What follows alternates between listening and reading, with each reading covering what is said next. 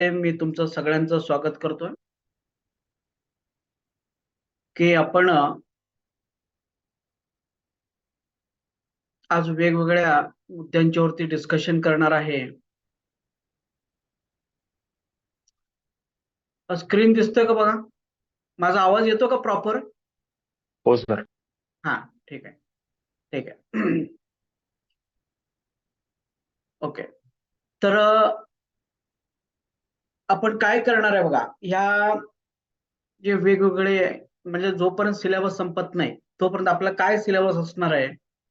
तर आज आपण समजून घेऊ की हिप्नोटिझम म्हणजे नेमकं काय आहे, आणि त्याच्यानंतर आपलं जो अंतर्मन आहे, अंतर्मन आणि हिप्नोटिझमचे जे प्रोग्राम आहे त्या प्रोग्रामचा काय संबंध आहे.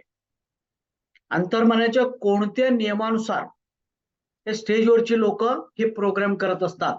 म्हणजे त्यांना डान्स करा म्हटलं की डान्स करतात, मिरच्या खावा म्हटलं की मिरच्या खातात. तर त्याच्या मागे अंतर्मनाचे कोणते नियम काम करतात हे आपण उद्या समजून घेऊ. त्याच्यानंतर एक चांगलं हिप्नोटिस्ट होण्यासाठी आपल्याकडं काय तयारी असायला पाहिजे, आपण कुठं इन्व्हेस्टमेंट करायचं आहे, आपल्याला साहित्य कोणकोणते असायला पाहिजे याविषयी आपण बघू. आणि त्याच्यानंतर आपण बघू की त्राटक, हे त्राटक म्हणजे नेमके काय आहे, त्राटकामध्ये किती प्रकार आहेत, त्या प्रत्येक प्रकारचा काय काय उपयोग होतो, हा, आणि त्राटक करण्याचे जे वेगवेगळे नियम आहेत ते कशा पद्धतीने आपण त्राटक केला पाहिजे याविषयी आपण बघू. ओके. त्याच्यानंतर आपण बघू की ऍक्च्युअली स्टेज हिप्नोटिझम म्हणजे काय, आणि स्टेजवरती प्रोग्राम करायचं म्हणजे नेमकं काय करायचं आहे. आणि यामध्ये ग्रुप हिप्नोटिझम हा प्रॅक्टिकल, हा सगळा पार्ट जो आहे आपण नंतर प्रॅक्टिकली करणार आहे, जेव्हा आपण भेटणार आहे त्यावेळी प्रॅक्टिकली करणार आहे.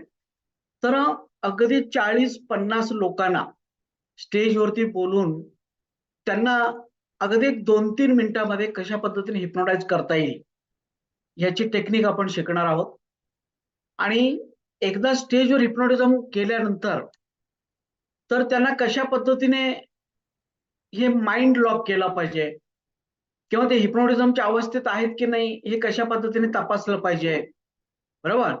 त्याच्यानंतर मग प्रत्यक्ष जो कार्यक्रम आहे, म्हणजे जो 3 तासाचा कार्यक्रम आहे, तो कार्यक्रम कसा आहे, काय आहे, कशा पद्धतीने केला पाहिजे हे आपण इथं समजून घेणार आहे.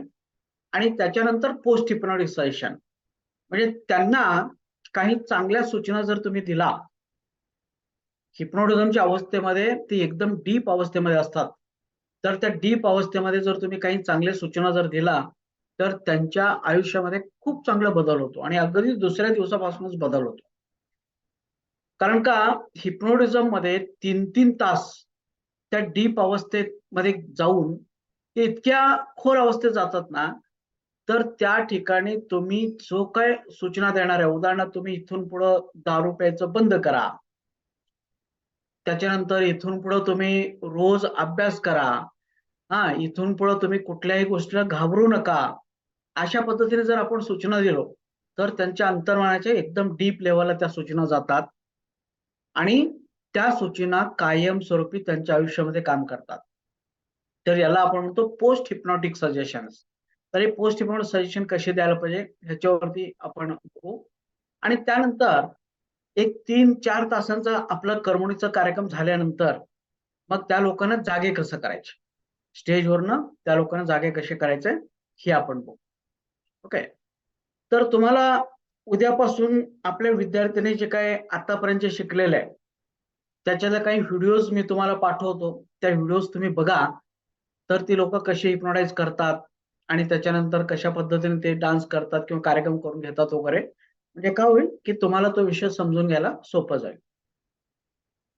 तर त्याच्यानंतर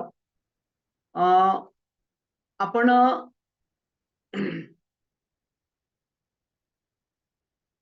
हा, तर आज आपण बघू की नेमकं हिप्नोटिझम म्हणजे काय आणि हिप्नोटिझमचे कोणते फायदे आहेत. तर तुमच्यापैकी ना मला वाटतं बरेचशे लोकांनी हिप्नोटिझमचा कार्यक्रम बघितला असणार आहे कुठंतरी. किती लोकांनी बघितलं? म्हणजे स्टेजवरती लोक हिप्नोटिझमचे कार्यक्रम करतात, असं कुणी बघितलं का तुम्ही प्रत्यक्षात?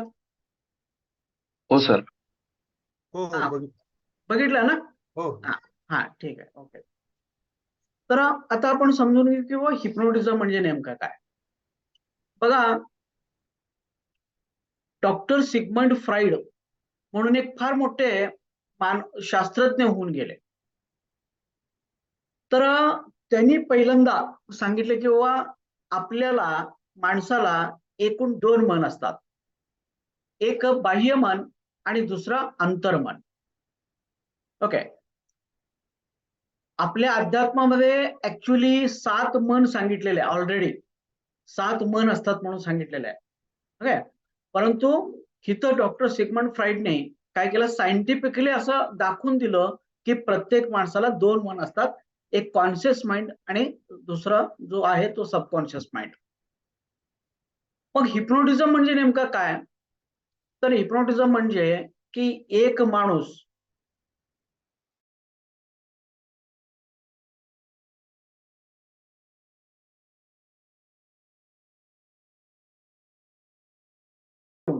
म्हणजे तुझे डोळे जड होत पद्धतीचे विशिष्ट सूचना देऊन जर समोरील व्यक्तीचं बाह्य मनाला शांत करत असेल, समोरील व्यक्तीच्या बाह्य मनाला झोपवत असेल आणि त्याच्या अंतर्मनाशी कम्युनिकेट करत असेल, तर त्याला आपण काय म्हणतो बघा, हिप्नोटिझम. किंवा ह्याला आपण म्हणतो hypnotism is a science of suggestion. म्हणजे सूचनांचं शास्त्र. हा सगळं सूचनावरती डिपेंड आहे. तुम्ही जर सूचना देत देत गेला तर तो समोरचा माणूस काय करतो की तो कॉन्शियस माइंड मधून तो सबकॉन्शियस माइंड मध्ये उतरतो आणि तिथून पुढे आपण जे सांगतो तर तो सगळं ते सबकॉन्शियस माइंडने काम करतो, अंतर्मनाने तो काम करत असतो. मग याला आपण म्हणतो हिप्नोटिझम. किंवा अजून एक आपण म्हणतो हिप्नोटिझम म्हणजे काय, highly alert state of mind. बरेच वेळा लोकांना काय वाटतं की हिप्नोटिझम म्हणजे एक प्रकारचे झोपेची अवस्था.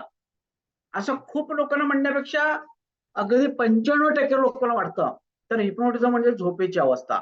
माणसं झोपतात, माणसं निर्विचार होतात, माणसांना काही कळत नाही, बाहेरचा आवाज काहीच ऐकू येत नाही, असं बऱ्याचशा लोकांच्या मनामध्ये गैरसमज आहे. पण तसं नाही. ते हिप्नोटिझम याचा अर्थ की highly alert state of mind. Sorry हे जरा रेकॉर्डिंग करतो. Recording in progress. तर आज आपण दुसऱ्या दिवशी मी तुमचं सगळ्यांचं स्वागत करतो स्टेज हिप्नोटिझम या कार्यशाळेमध्ये. तर आज आपण समजून घेऊ की हिप्नोटिझम याचा अर्थ काय. तर मित्रांनो, प्रत्येक माणसाला 2 मन असतात असं सिगमंड फ्राईडने सांगितलेलं आहे. तर त्याच्यातला पहिला जो मन आहे त्याला म्हटलं जातं बाह्य मन आणि दुसरं म्हणजे अंतर्मन. तर बाह्य मन म्हणजे नेमकं काय, तर बाह्य मन म्हणजे आपण जागे असताना ज्या मनाने काम करतो. मी लेक्चर देतो, तुम्ही ऐकता, कुणीतरी दुसरं काहीतरी वेगळं काम करतात, तर जाणीवपूर्वक जे आपण काम करतो ना, तर ती जाणीवपूर्वक ज्या मनाने काम करतो त्याला आपण म्हणतो बाह्य मन. म्हणजे जागे असताना आपण बाह्य मनाने काम करत असतो. आणखीन एक मन आहे तर त्याला अंतर्मन म्हटलं जातं. तर अंतर्मनावरती मी नंतर तुम्हाला बोलत राहीन पुढच्या लेक्चरमध्ये. पण लक्षात घ्या एवढं की अंतर्मन म्हणून अजून एक मन आहे, ते फार शक्तिशाली आहे. बाह्य मनापेक्षा 90 पट हे ताकदवर आहे. तर ते जे काही अंतर्मन आहे तर त्या अंतर्मनाला सबकॉन्शियस माइंड असं सायन्समध्ये आपण म्हणतो, किंवा आत्मा असा अध्यात्मामध्ये म्हणतो. अध्यात्मामध्ये त्याला आत्मा म्हटलं जातं. मग इथं हिप्नोटिझम म्हणजे काय, तर हिप्नोटिझम म्हणजे एक व्यक्ती दुसऱ्या व्यक्तीच्या डोळ्यामध्ये विशिष्ट शक्ती सोडून त्या समोरच्या व्यक्तीच्या बाह्य मनाला निष्क्रिय करणे, शांत करणे किंवा त्याला झोपवणे आणि त्याच्या अंतर्मनाला जागे करणे, ह्याला आपण काय म्हणतो? संमोहन किंवा हिप्नॉटिझम असं आपण म्हणतो. ओके.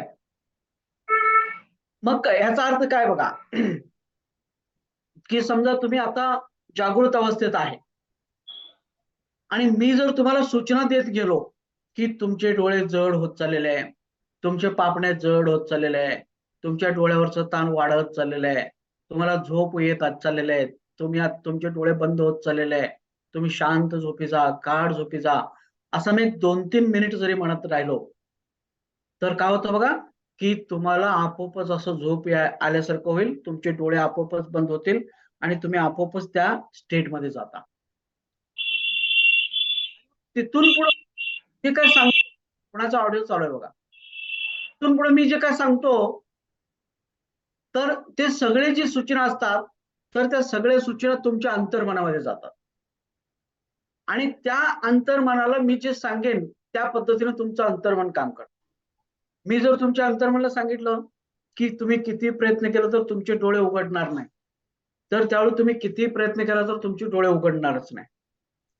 मी जर सांगितलं की तुमचा हात पूर्णपणे कडक झालेला आहे आणि तुम्ही किती प्रयत्न करा वाकवायचं तर अजिबात वाकणार नाही, तर त्यावेळी तुम्ही कितीही वाकवायचा प्रयत्न केला तरी अजिबात वाकणार नाही. किंवा मी जर सांगितलं की तुम्हाला थंडी वाजते, 1 2 3 म्हणताच तुम्हाला थंडी वाजणार आहे, तर अशा वेळी 1 2 3 म्हटलो ना तर तुम्हाला सगळ्यांना थंडी वाजायला लागणार आहे. म्हणजे काय, की हिथं तुमचं अंतर्मन जो आहे तो अंतर्मन जागे झालेला आहे आणि मी ज्या सूचना देतो ते अंतर्मन सूचना ते स्वीकारतं.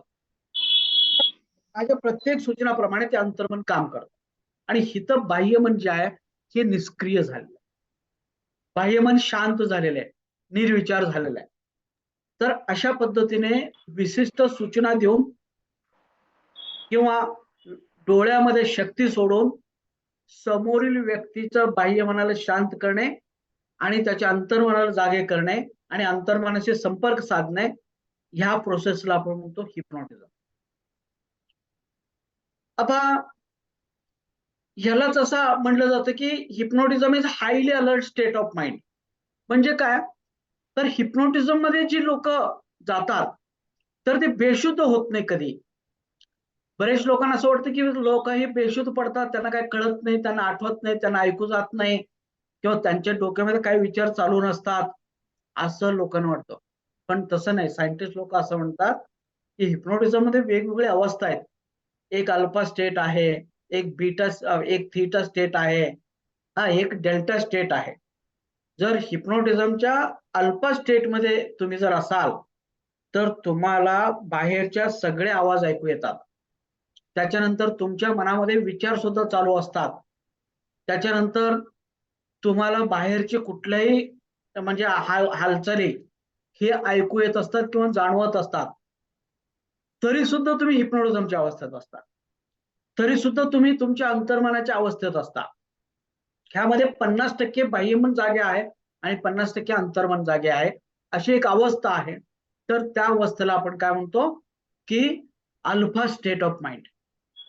मग यामध्ये आपण जे काही सूचना देतो, जे काही प्रोग्रामिंग करतो, जे काही आदेश देतो, तर ते आदेश सुद्धा अंतर्मनामध्ये जातात आणि ते आदेश सुद्धा अंतर्मनाकडून पाळले जातात, ऐकले जातात. त्यामुळं हिचं लक्षात घ्या, हिप्नोटिझमचं आणखीन एक व्याख्या काय आहे, तर hypnotism it is a highly alert state of mind. Hypnotism म्हणजे अत्यंत जागृत अवस्था. कोणी झोपत नाही, कोणी बेशुद्ध होत नाही, कोणी निर्विचार होत नाही, तर सगळे जागे असतात. ह्याचं कारण मी तुम्हाला सांगतो. आणि ह्याच्यामध्ये असं म्हटलेलं आहे की माणूस हिप्नोटिझमच्या अवस्थेत गेल्यानंतर ना आणखीन जास्त तो अलर्ट होतो, जास्त जागे असतो. आपण आता सध्या बेशुद्ध अवस्थेत आहे. आपण काय करतो, काय बोलतो हे आपल्याला माहित नसतात. आपण बेशुद्ध अवस्थेमध्ये आहे. परंतु जेव्हा आपण हिप्नोटिझमच्या अवस्थेत जातो तर त्यावेळी काय होतं बघा, आपलं जो काही अंतर्मन आहे, अंतर्मनाचं बाह्य मनापेक्षा 90 पटीने जास्त ताकद आहे. आणि तुमचं जेव्हा बाह्यमन हा निष्क्रिय होतो, त्याची जेव्हा ताकद कमी होते, तर त्यावेळी अंतर्मन तुमचं संपूर्ण शरीराचा ताबा घेतो. आणि मग त्यामुळं तुमच्या कानाचे, नाकाचे, डोळ्यांचे अशा सगळ्या सेन्सेसची ताकद जी आहे, हे 9 पटीने वाढतं. म्हणून जागे असताना समजा त्या बाहेर कुठेतरी एक आवाज चालू आहे, स्पीकर चालू आहे, पण आज तुम्हाला एकदम बारीक आवाज येतो जागे असताना. पण तुम्ही हिप्नोटिझमच्या अवस्थेत जर गेला, तर तो स्पीकर तुम्हाला 9 पटीने जास्त, त्या स्पीकरचा 9 पटीने जास्त आवाज येतो. समजा तिकडे एक उदबत्ती लावलेला आहे आणि तुम्ही जागे आहे, एकदम बारीक असा उदबत्तीचा वास येतोय. पण जेव्हा तुम्ही हिप्नोटिझमच्या अवस्थेत असता, तेव्हा उदबत्तीचा वास तुम्हाला त्याच्यापेक्षा 9 पटीने जास्त जाणवतो. म्हणजे तुमची सगळीची सगळी इंद्रिय जी असतात ना, ते ऍक्च्युअली 9 पटीने जास्त सेन्सिटिव्ह झालेले असतात, हायली अलर्ट झालेले असतात. आणि म्हणून इथं हिप्नोटिझम म्हणजे बेशुद्ध अवस्था नाही, हिप्नोटिझम म्हणजे जास्त जागृत अवस्था. माणसं तिथे जास्त जागे होतात. पंचेंद्रियांची ताकद 9 पटीने वाढणार आहे. ओके. म्हणून इथं बऱ्याचशा वेळा पेशंट असं म्हणतात, की मला सगळं काही कळत होतं, मी जागेच होतो, मला सगळं आठवत होतं, असं बऱ्याच वेळा पेशंट म्हणत असतात. परंतु प्रत्यक्षात ते हिप्नोटिझमच्या अवस्थेत असतात. ओके. त्याच्यानंतर हिप्नोटिझमचं आणखीन एक व्याख्या काय दिलेलं आहे? Hypnotism is a process of bypassing conscious mind. बरोबर. तर हिप्नोटिझम म्हणजे बाह्य मनाला बाजूला सारणे, ह्या प्रोसेसला आपण हिप्नोटिझम म्हणतो. मी तुम्हाला नंतर तो सगळं प्रोसेस सांगेन.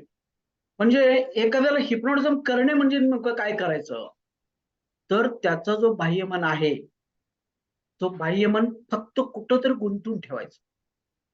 बाह्यमनाला कुठंतरी गुंतून ठेवायचं, त्याला बायपास करायचं आणि डायरेक्ट जर तुम्ही अंतर्मनाला सांगितलं झोप, तर तो लगेच हिप्नोटिझमच्या अवस्थेत जातो. म्हणून हिप्नोटिझमला आपण म्हणतो की bypassing the conscious mind, the process of bypassing the conscious mind. म्हणजे अशी काहीतरी प्रोसेस करा आणि ज्याच्यामुळे त्याचं बाह्यमन गुंतून राहील. आणि बाह्यमन गुंतून राहिलं की फक्त एकच शब्द भरपूर आहे, झोप. झोप एवढं म्हणलं की तो माणूस काय करतो, पुढचा माणूस तो हिप्नोटिझमच्या अवस्थेत जातो. म्हणून हिप्नोटिझम हा बायपासिंग द कॉन्शियस माइंड असं म्हणलेला आहे. त्याच्यानंतर हिप्नोटिझमला आणखीन एक असं म्हटलं जातं किंवा highly alert state of mind, sorry, highly suggestible state of mind. Highly suggestible state of mind म्हणजे काय सांगतो तुम्हाला, की आता जर समजा तुम्ही एखादा माणूस जागे आहे आणि जागे असताना तुम्ही त्याला किती सांगा, किंवा तुमच्या घरामध्ये मुलं आहेत त्यांना किती सांगा, अरे अभ्यास कर, मोबाईल बघू नको, टीव्ही बघू नको, अभ्यास कर, अभ्यास कर, किती तुम्ही सांगा, तर ते लोक तुमचं ऐकणार नाही. ते लोक तुम्हाला विरोध करणार. परंतु तेच जर समजा तुम्ही त्यांना हिप्नोटाइज केला आणि जर त्यांना सांगितलं की तू अभ्यास कर, मोबाईल बघायचं बंद कर, टीव्ही बघायचं बंद कर, तू अभ्यास कर, असा आपण जर त्यांच्या अंतर्मनाला जर आपण सांगितलो, हिप्नोटिझम करून जर सांगितलो, तर काय होतं की ते तत्काळ त्या सूचना ग्रहण करतात आणि लगेच दुसऱ्या दिवसापासून ते अंमलात आणतात. म्हणजे त्याचा अर्थ, तुम्ही कॉन्शियस माइंडला जर सांगितलं, जागृत अवस्थेमध्ये असताना माणसाला सांगितलं, तर तो माणूस तुमचं ऐकेल याची गॅरंटी नाही किंवा शक्यतो ऐकणारच नाही.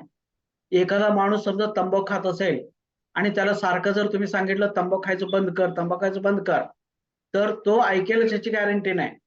पण तेच जर तुम्ही त्याला हिप्नोटाइज केला आणि हिप्नोटिझमच्या मनामध्ये, हिप्नोटिझम अवस्थेत असताना त्याच्या अंतर्मनामध्ये जर तुम्ही सूचना दिली की आजपासून तंबाखू तुला आवडणार नाही आणि तंबाखू खायचं बंद कर, तर अशा वेळी काय होतं बघा, की अशा वेळी त्याचं अंतर्मन पटकन ते सूचना स्वीकारतं आणि त्याच्यानंतर तो तंबाखू खायचं बंद करतो.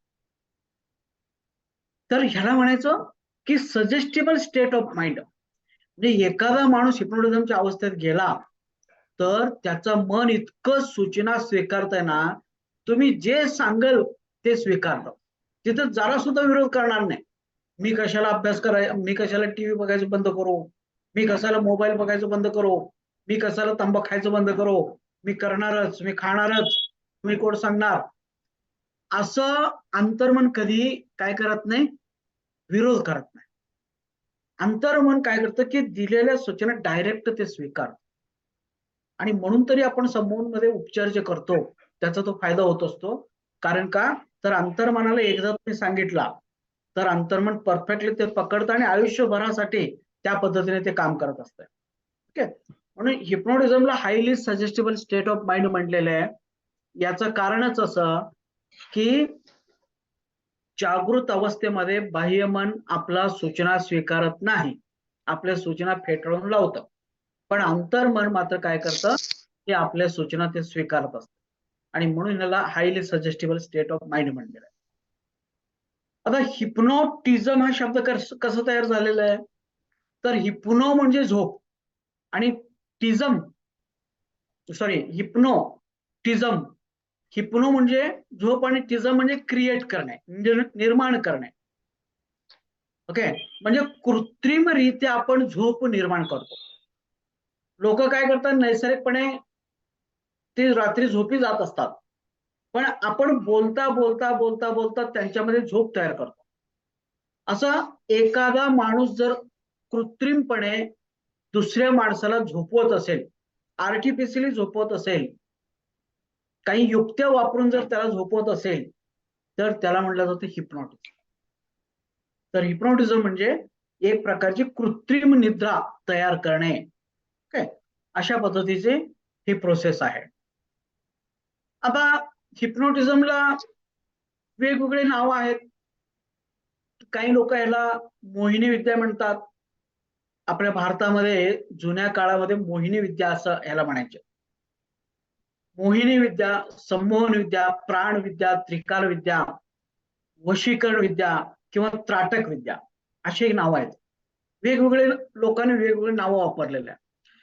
आता मोहिनी विद्या म्हणजे काय बघा, की पूर्वी जे ब्लॅक मॅजिक करणारे होते, काळी जादू करणारे लोक होते, तर याचा वापर केलेला आहे हिप्नोटिझमचा आणि त्याच्यापासून अतिशय गैरफायदा घेतलेला आहे. तर ती लोक वेगवेगळ्या लोकांना असं संमोहित करून त्यांच्याकडनं काय करायचे की लुटायचे, पैसे दागिने अशा पद्धतीने ते लुटायचे. म्हणून त्याला ते मोहिनी करतो अशा पद्धतीने ते म्हटलं जात होतं. त्याच्यानंतर अलीकडे आपण त्याला संमोहन विद्या म्हणतो. आणि पूर्वी याला प्राणविद्या म्हटलं जात होतं, एकदम प्राचीन काळामध्ये. प्राणविद्या, प्राणविद्या म्हणजे काय, ऋषीमुनी लोक फक्त असं स्पर्श करून किंवा शक्ती सोडून समोरच्या माणसाला त्या हिप्नोटिझमच्या अवस्थेत घेऊन जायचे. समोरच्या माणसाला त्या हिप्नोटिझमच्या अवस्थेत घेऊन जायचे किंवा फक्त ऊर्जा सोडून त्या व्यक्तीचे वेगवेगळे विकार बरं करायचे. आणि म्हणून प्राणशक्ती सोडून समोरच्या माणसाला विकार बरं करतात ऋषीमुनी. म्हणून ह्याला पूर्वी प्राणविद्या म्हणायचे. आणि नंतर मेस्मर नावाचा एका सायंटिस्टने ह्याचा अभ्यास केला आणि तो काय करायला लागला, पेशंट वरती असा हात फिरवायला लागला आणि हात फिरून तो अनेक पेशंट तो बरं केलेला आहे. अगदी इतक्या पेशंट बरं केलेल्या ना, ज्यांना जन्मता ऐकू येत नाही त्यांना त्याने ऐकायला लावलेलं आहे, ज्यांना जन्मता डोळ्याने दिसत नाही त्यांना दिसायला लावलेलं आहे. असे फार मजेशीर त्यांनी प्रयोग केलेले आहे, फक्त असं ऊर्जा सोडून. मग त्याचं नाव पडलं तो मेस्मेरिझम. पण आपले पूर्वज जे होते, आपले ऋषीमुनी जे होते, तर ते फक्त प्राणशक्ती सोडून पेशंटला बरं करत होते. त्यामुळं ह्याचं नाव हे प्राणविद्या म्हणून ते पडलं होतं एकदम प्राचीन काळी.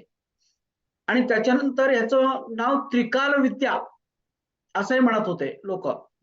कारण का, या हिप्नोटिझमच्या माध्यमातून लोक काय करायचे की तिन्ही काळातलं जे नॉलेज आहे तर तिन्ही काळातलं नॉलेज ते सांगत होते. म्हणजे ज्याला त्या काळी हिप्नोटिझम विद्या ज्यांनी शिकलं होतं, तर तो माणूस काय करायचा बघा, की भूतकाळ, भविष्यकाळ, वर्तमान काळ ह्या तिन्ही काळातलं नॉलेज तो देत होता. त्यांना सगळं कळायचं, की बाबा याचं मागचे जन्मी काय काय घडलेलं आहे, त्याच्यानं आता सध्याच्या जन्मामध्ये काय चालू आहे, किंवा पुढच्या जन्मामध्ये काय घडणार आहे, हे सगळं तिन्ही काळाचं नॉलेज ह्या लोकांना व्हायचं. म्हणून ते त्रिकाल विद्या असं म्हटलं जायचं. म्हणजे हिप्नोटिझम शिकलं म्हणलं की त्याला तिन्ही काळाचं नॉलेज होतो असा असायचा.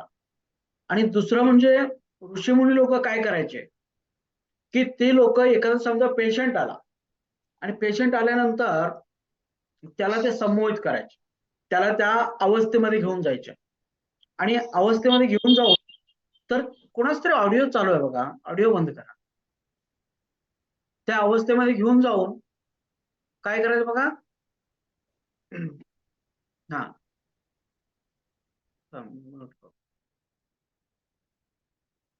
तर पेशंट एखादा आला तर मग काय करायचं बघा.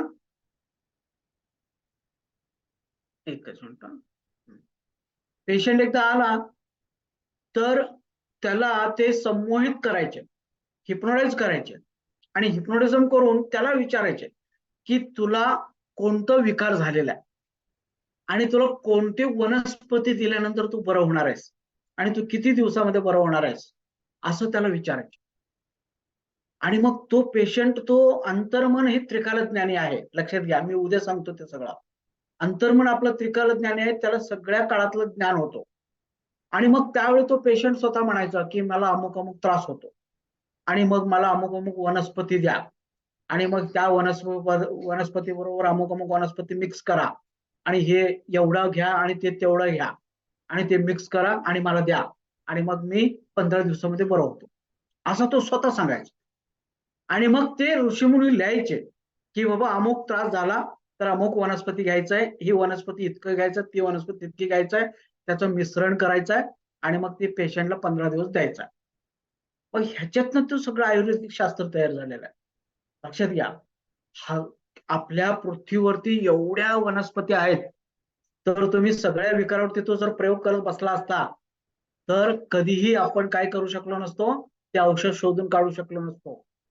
पण त्या काळी ह्या हिप्नोटिझमचा वापर करून त्या पेशंटला संमोहित करून त्या पेशंटलाच विचारायचे, की बाबा तुला कुठले विकार झालाय आणि कोणती वनस्पती देऊ, आणि तो पेशंट सांगायचा. म्हणून याला काय म्हटलं जातं, की त्रिकाल विद्या. त्रिकाल विद्या म्हणजे तीनही काळातलं नॉलेज ह्या विद्येमुळं मिळत असल्यामुळं. काय त्याच्यानंतर ह्याला वशीकरण विद्या सुद्धा म्हणायची. पूर्वी ब्लॅक मॅजिशियन काय करायचे, की लोकांना वशीकरण करण्यासाठी वापरायचे हिप्नोटिझम. तर त्यांना संमोहित करायचे. मी तुम्हाला सांगतो, महाभारत रामायणच्या काळामध्ये हिप्नोटिझम ही इतकी प्रगत अवस्थेमध्ये होते की नाही, मध्यंतरच्या काळामध्ये आपले लोक संशोधन त्याच्यावरती केलं नाही. पण तुम्हाला सांगतो, की पूर्वी वस्तूंच्या मध्ये बाण जे आहे, बाणाच्या मध्ये संमोहन करायचे आणि ती लोक संमोहित करून ते बाण सोडलं ना, समोरचे सगळे जे शत्रू होते ते मूर्छावस्थेमध्ये जाऊन पडायचे. एवढी ताकद त्या पूर्वीच्या काळी आपल्या ऋषीमुनींच्या मध्ये, किंवा हिप्नोटिझम एवढ्या प्रगत अवस्थेमध्ये त्या काळी होते. नंतर नंतर नंतर त्या पुस्तक नष्ट झाले, ते नॉलेज नष्ट झालं, त्या लोकांनी तो नॉलेज टिकून ठेवला नाही आणि म्हणून तो नष्ट होत गेला. पण रामायण महाभारत काळामध्ये हे मोहिनी अस्त्र म्हणून आपण वापरलेलं आहे. तर मोहिनी अस्त्र म्हणजे काय, तर ते अस्त्र असं संमोहित करायचे, त्याच्यावरती त्राटक करायचे, त्याला सूचना द्यायचे आणि अशी सूचना द्यायची, की त्याला जो काय बघेल, जो काय बघेल तर तो मूर्छ अवस्थेत जाईल, असं सूचना देऊन त्याला सोडायचे. आणि त्या शत्रूंच्या मध्ये पडलं, ज्या ज्या शत्रूला ती दिसेल बाण, तर ती सगळे समूहच्या अवस्थेमध्ये जायचे. एवढं ते विद्यार्थी फार प्रगत अवस्थेत होते. आणि आज आपण त्याला ना माइंड ओव्हर मॅटर म्हणतो. आज सध्या त्याला माइंड ओव्हर मॅटर म्हटलं जातं आणि ते फार आता सध्या त्याच्यावर खूप मोठं संशोधन चालू आहे ऑलरेडी. त्याच्यानंतर ह्याला त्राटक विद्या म्हटलं जात होतं. की त्राटक विद्या म्हणजे काय, की एखाद्या विशिष्ट वस्तूकडं एकटक जर एखादा माणूस बघत बसला तर त्याच्या डोळ्यामध्ये काही चुंबकीय शक्ती तयार होते आणि ते चुंबकीय शक्ती तयार झाल्यामुळं तर तो माणूस काय करतो बघा, की त्या चुंबकीय शक्तीच्या द्वारे समोरील माणसाच्या डोळ्यामध्ये ती चुंबकीय शक्ती सोडून तर त्याच्याकडनं किंवा त्याला संमोहित करायचा आणि त्याच्याकडनं वेगवेगळ्या प्रकारचे तो काय करायचा बघा, तर तो काम करून घ्यायचा. त्याच्याकडनं वाईट काम करून घ्यायचं, चांगलं काम करून घ्यायचा, वगैरे वगैरे. आणि लक्षात घ्या, ती त्राटक इतकी प्रगत अवस्थेमध्ये त्या काळी होती की नाही आणि आज सुद्धा काही लोक त्राटक करणारे आहेत. जर समजा रोज एखादा माणूस कंटिन्यू एक अर्धा तास जर त्राटक केला, समजा त्याने 1 वर्षाच्या पलीकडे जर त्राटक केलं ना, त्याच्यामध्ये अशी काही शक्ती तयार होतात ना, तर तो समोरील व्यक्तीच्या डोळ्यामध्ये फक्त एक अर्धा मिनिट म्हणतो मी, अर्धा मिनिट जर बघून तर फक्त सूचना जर दिला, की तू तुझ्या खिशामध्ये जेवढे पैसे आहेत तेवढे सगळे मला दे. तर त्याच्या म्हणजे मनातल्या मनात सूचना जरी दिला, तर त्याच्या अंतर्मनामध्ये त्या सूचना जातात आणि तो माणूस डोळे उघडेच असतात त्याचे, पण तो माणूस सगळे पैसे काढतो आणि मग त्याला उचलून देतो. आणि मग नंतर हा जेव्हा जातो, गेल्यानंतर 15-20 मिनिटांनी त्याला जाग येते आणि मग तो म्हणतो, "अरे माझे पैसे कुठे गेले?" लक्षात घ्या. तर ही विद्या शिकलेली लोक अजून सुद्धा आहेत. माझ्याकडे बरेचसे असे केसेस आलेले आहेत, की बाबा बँकेमध्ये मॅनेजर आहे किंवा कॅशियर आहे आणि त्याच्या डोळ्यात एक माणूस बघितला आणि त्यांनी सगळं पैसे काढून ते दिला. नंतर त्याला आठवलं नाही कोणाकडे दिलं ते. अशी खूप केसेस आमच्याकडे येत असतात. माझाच एक विद्यार्थी आहे साताऱ्यामध्ये. तो पेट्रोल पंपवरती काम करत होता. पेट्रोल पंपवर पेट्रोल भरताना एक माणूस त्याच्या डोळ्यात बघितला एकटक. तिथपर्यंत त्याच्या लक्षात आलं आणि नंतर त्याने काय केलं, की हा असाच उभा राहिला आणि नंतर त्याने त्याच्याकडे जेवढे काही पैसे कलेक्ट झाले होते, तर तो सगळा पैसा तो घेऊन गेला. गणेश सप्रे म्हणून एक माझा विद्यार्थी आहे. तर अशा पद्धतीने डोळ्यात डोळे घालून लगेच तो माणसाला तिथे ट्रान्समध्ये नेला जातो आणि मग मनातल्या मनात जरी सूचना दिला, तर तो समोरचा माणूस त्या पद्धतीने काम करतो आणि मग 15-20 मिनिटांनंतरच तो कॉन्शियस होतो. तर हे त्राटक विद्या, कंटिन्यू त्राटक करणारे माणसं या पद्धतीने करतात आणि ह्याला सुद्धा पूर्वी हे हिप्नोटिझमचाच हा एक प्रकार आहे. लक्षात घ्या. तर या पद्धतीने आपल्या भारतामध्ये ह्या हिप्नोटिझमला मोहिनी विद्या, प्राणविद्या, त्रिकाल विद्या, बरोबर, वशीकरण विद्या किंवा आता सध्या आपण काय म्हणतो याला संमोहन विद्या म्हणतो किंवा पूर्वी त्राटक विद्या, अशी ते वेगवेगळ्या नावाने लोक काय करत होते, ओळखत होते. त्याच्यानंतर इंग्लिशमध्ये जुन्या जेव्हा तुम्ही संदर्भ ग्रंथ बघता, तर त्यामध्ये त्यांनी काय म्हटलेलं आहे, की याला एनिमल मॅग्नेटिझम. एनिमल मॅग्नेटिझम म्हणजे काय? त्यांचं असं म्हणणं आहे, की प्रत्येक माणसाकडं नैसर्गिकपणे एक चुंबकीय शक्ती आहे. आणि त्या चुंबकीय शक्तीच्या द्वारे एक माणूस दुसऱ्या माणसावरती प्रभाव पाडू शकतो. दुसऱ्या माणसाकडनं काम करून घेऊ शकतो, एवढी त्याच्याकडे शक्ती आहे. आणि त्या शक्तीच्या द्वारे सगळं काही आपल्याला साध्य करता येतं.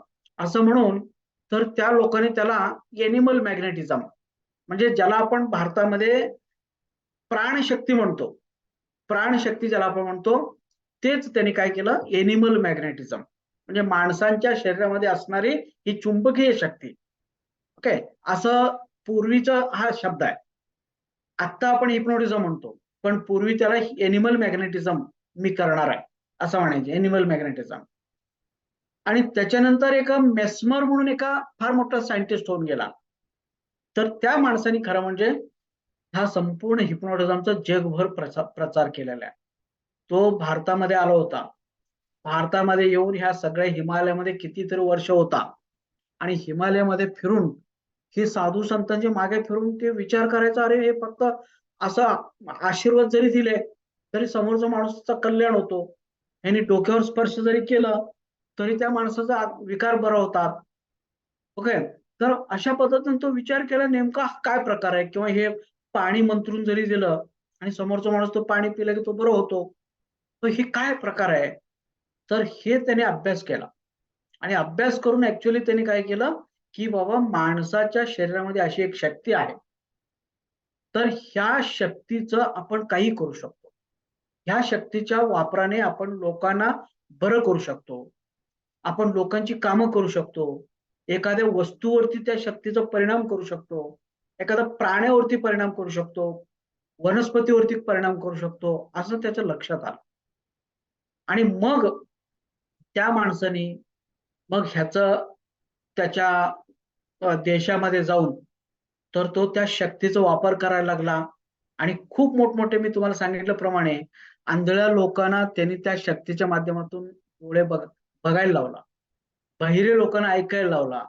जे अपंग होते कायमस्वरूपी जन्मता त्यांना तो चालायला लावला, पळायला लावला. फक्त ती शक्ती सोडायची. एवढं मोठं त्या माणसाने काम केलं. आणि म्हणून त्यांनी हा नाव ठेवला एनिमल मॅग्नेटिझम, म्हणजे माणसामध्ये असणारी चुंबकीय शक्ती, असं तो नाव ठेवला. आणि मग त्या माणसाने मेल्यानंतर डॉक्टर ब्रेड नावाचे एक हिप्नॉटिस्ट होते, त्यांचा विद्यार्थी. तर त्या त्या ब्रेडने काय केलं, त्या मेस्मरच्या नावे मेस्मेरिझम असं या विद्येचं नाव ठेवला. तर एनिमल मॅग्नेटिझम हा नाव बदलून तर त्या माणसाने मेस्मेरिझम असं नाव ठेवलं. आणि मग त्यानंतर काय झालं, फ्रान्समध्ये एक मंदिर आहे. तर त्या मंदिरामध्ये जाऊन बसलं ना, कोणी बसू दे, तर त्याला 2-3 मिनिटांमध्ये आपोआपच झोप लागते. त्याला झोपेची देवता असं म्हटलं जातं. तर त्याच्यावरनं म्हणजे त्या देवीचं नाव हिप्नॉस आहे, हिप्नॉस. तर त्या देवीचं नाव हिप्नॉस आहे आणि म्हणून त्या लोकांनी काय केलं, हिप्नॉस हिप्नॉस असं म्हणायला लागले. म्हणजे झोपेची देवता, आणि त्या नावाने ते हिप्नॉस या विद्याला नाव ठेवले. आणि मग नंतर मग हिप्नॉसचं हिप्नॉटिझम असं झालं, म्हणजे कृत्रिमरित्या झोप निर्माण करणे. तर या पद्धतीने ही इंग्लिशमध्ये पूर्वी याला एनिमल मॅग्नेटिझम म्हटलं जात होतं. मेस्मरने याचं नाव ठेवलं एनिमल मॅग्नेटिझम. आणि त्याच्यानंतर मेस्मर मेल्यानंतर त्याचे विद्यार्थ्यांनी ह्याचं नाव मेस्मेरिझम ठेवले. त्यानंतर हिप्नॉस त्या देवीचं नाव आहे, हिप्नॉस असं झालं ते. आणि हिप्नॉस होता होता हिप्नॉसिस असं झालं. आणि मग त्यानंतर मग आपण आज काय म्हणतो, हिप्नॉटिझम. हिप्नो म्हणजे झोप, टिझम म्हणजे कृत्रिमरित्या तयार करणे, असं आपण हिप्नॉटिझम असं आपण म्हणतो. आता ह्या हिप्नॉटिझमचा वापर काय काय काय आपण वापर करू शकतो, कुठं कुठं आपण वापर करू शकतो. तर मित्रांनो, हिप्नॉटिझम इतकं उपयुक्त शास्त्र आहे ना, ह्याचं जितकं प्रचार व्हायला पाहिजे होतं तितकं प्रचार झाला नाही खरं म्हणजे. अजून सुद्धा फार अप्रगत अवस्थेमध्ये हे शास्त्र आहे. परंतु फॉरेन मध्ये ह्याच्यावरती खूप मोठमोठे संशोधन केंद्र आहे. जसं आपण इथं कॅन्सरवरती संशोधन करतो, योगावरती संशोधन करतो, प्राणायामवरती संशोधन करतो, तसं फॉरेन मध्ये हिप्नॉटिझमचे संशोधन केंद्र आहे. तुम्ही गुगलवरती जावा, काय रिसर्च सेंटर्स ऑन हिप्नोसिस म्हणा, सगळ्या देशामध्ये रिसर्च सेंटर्स आहेत. आणि ते गव्हर्नमेंट त्यांना कोट्यावधी रुपयाचं ग्रँट देतोय. आणि त्या आधारे ती लोक हिप्नोटिझम वरती संशोधन करत असतात. याचं कारणच असं की हिप्नोटिझमचे प्रचंड उपयोग आहे. अगदी मी तुम्हाला सांगतो की लहान मुलांच्या मध्ये वेगवेगळे विकार असतात बघा. उदाहरण तसं की काही लहान मुलं झोपेमध्ये चालत असतात, काही लहान मुलं बडबडत असतात, काही लहान मुलं सतत अंगठा चोखत असतात, अंथरुणामध्ये लघवी करत असतात, दूध पित नाही, विशिष्ट भाजी खात नाही. ओके, असे बरेचसे प्रकार असतात. तर हे सगळे प्रकार जे आहे ना, तुम्हाला सांगतो हे सगळे मनाशी संबंधित असतात. तर तुम्ही लक्षात घ्या, तर त्या आईच्या पोटात असताना माझ्या एक विद्यार्थ्यांनी प्रयोग केला बघा. कालच कुठल्या तरी एका ग्रुपवर म्हणजे काल म्हणल्या होत्या मागच्या आठवड्यात वगैरे कुठल्या तरी एका ग्रुपवरती टाकलेला आहे. तर तुम्ही जर समजा एखाद्या लेडी प्रेग्नंट असेल आणि त्या प्रेग्नंट लेडीला सुद्धा जर तुम्ही सूचना दिला म्हणजे त्या बाळाला उद्देशून की तू अतिशय हुशार आहेस, बुद्धिमान आहेस, हा तू खूप लॉजिकल थिंकर आहे, क्रिएटिव्ह थिंकर आहे, तू एक्स्ट्रॉर्डिनरी माणूस आहेस, असं जर वेगवेगळ्या चांगल्या चांगल्या सूचना जर दिला ना, तर त्या सूचना म्हणजे पोटात 6व्या महिन्यामध्ये असल्यापासून तर त्या सूचना त्या आईला जरी दिलं, आईने जर ते ऐकलं, तर त्या सूचना त्या बाळाला ऐकू जातात. आणि तिथं कॉन्शियस माइंड नसल्यामुळं कॉन्शियस माइंड 7 वर्षानंतर डेव्हलप होतो. 7 वर्षापर्यंत कॉन्शियस माइंड नसतं. तर कॉन्शियस माइंड तिथं नसल्यामुळं विचार करणारं मन तिथं नसल्यामुळं काय होतं, जे काही सूचना दिल्या जातात त्या डायरेक्टली सबकॉन्शियस माइंड मध्ये जातात. अगदी तुम्ही एखादा मंत्र सारखा लावून ठेवला, तर तो मुलगा जन्म घेतल्यानंतर ज्यावेळी त्याला थोडंफार बोलायला येईल, तर त्यावेळी तुम्ही त्याला जर म्हटला की बाबा हे गायत्री मंत्र म्हण, तर तो मुलगा आपोआपच गायत्री मंत्र म्हणाल.